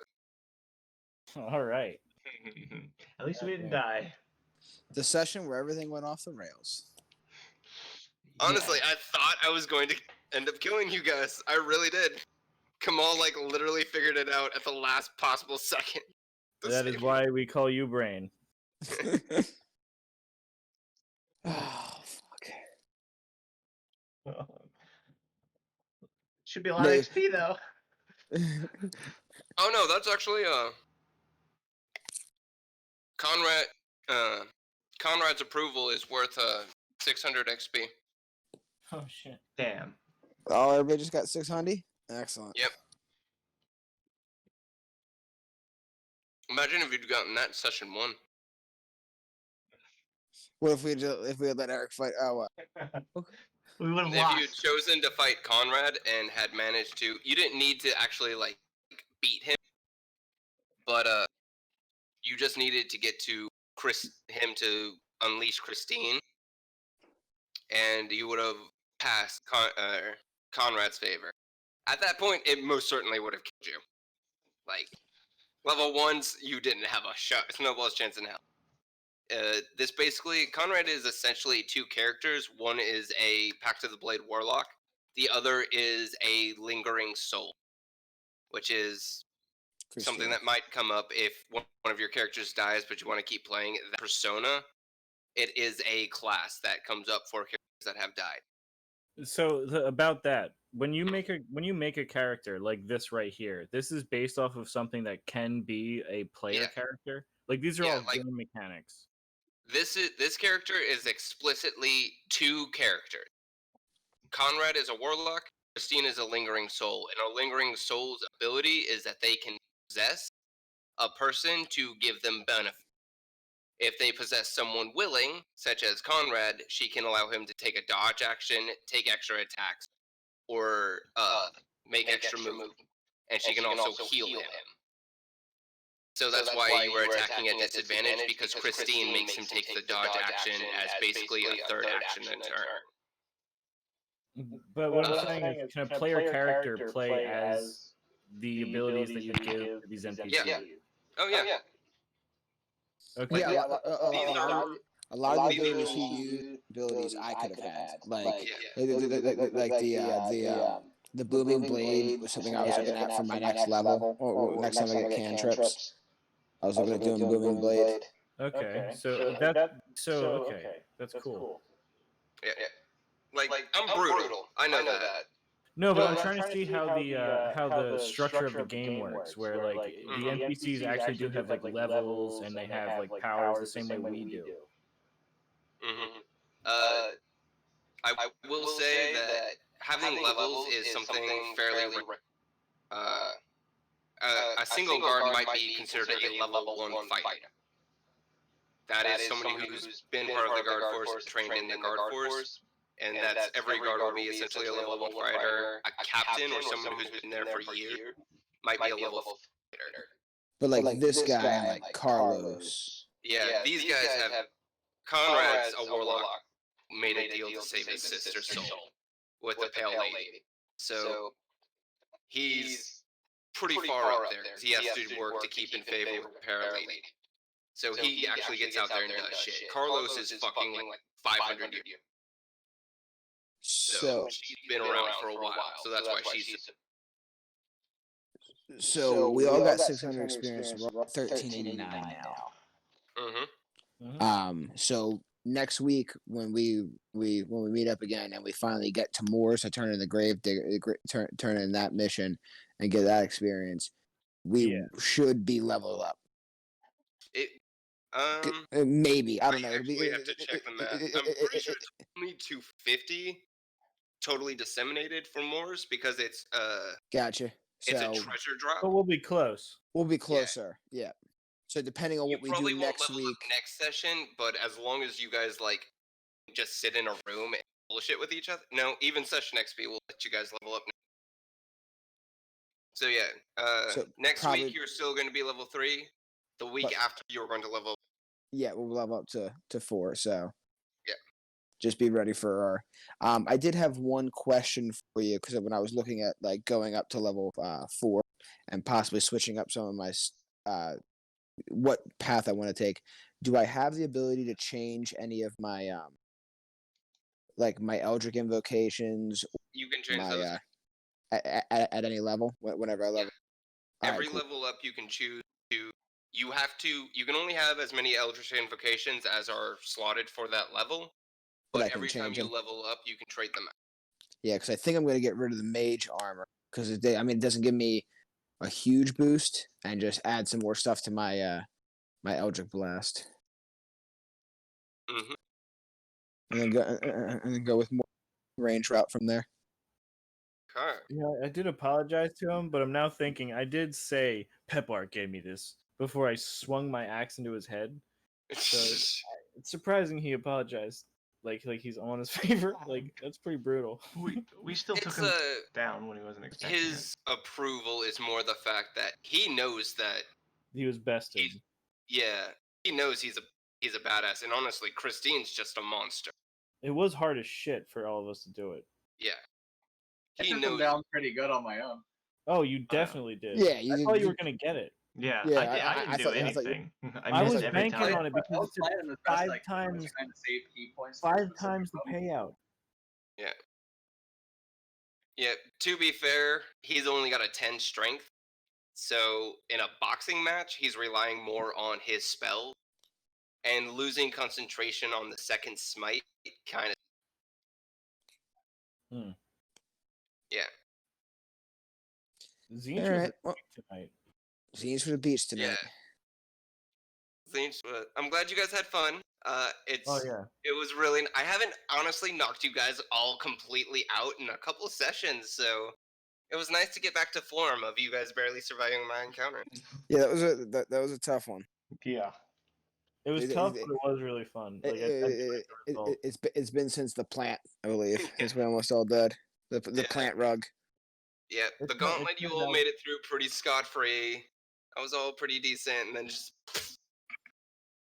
All right. Well, All right. I have to go to work because they called me in to get overtime. So, glad you all had Nice. fun. I got to punch out. Have a good one. All right. See you, boys. Yeah. Later. Oh, remind me next week. The rose is magical. You can clearly tell it's magical. You don't know what it does. All right. Fun. I forgot I was muted. Oh. Hmm. Who's still here? I'm still here. Oh, just you and Aaron. Okay. Fucking. That was fun, but that was brutal. It was very brutal. I thought for sure we were gonna die. I thought Eric was gonna die. I was fucking. I didn't want. I was like screaming, "Somebody get Eric up!" I was doing the math wrong. I thought you had already failed one death save before any of that. So I thought you were on 3 when it got to 2. So I thought you were dead when you failed the second one. My heart was like I was like everything was going in slow motion.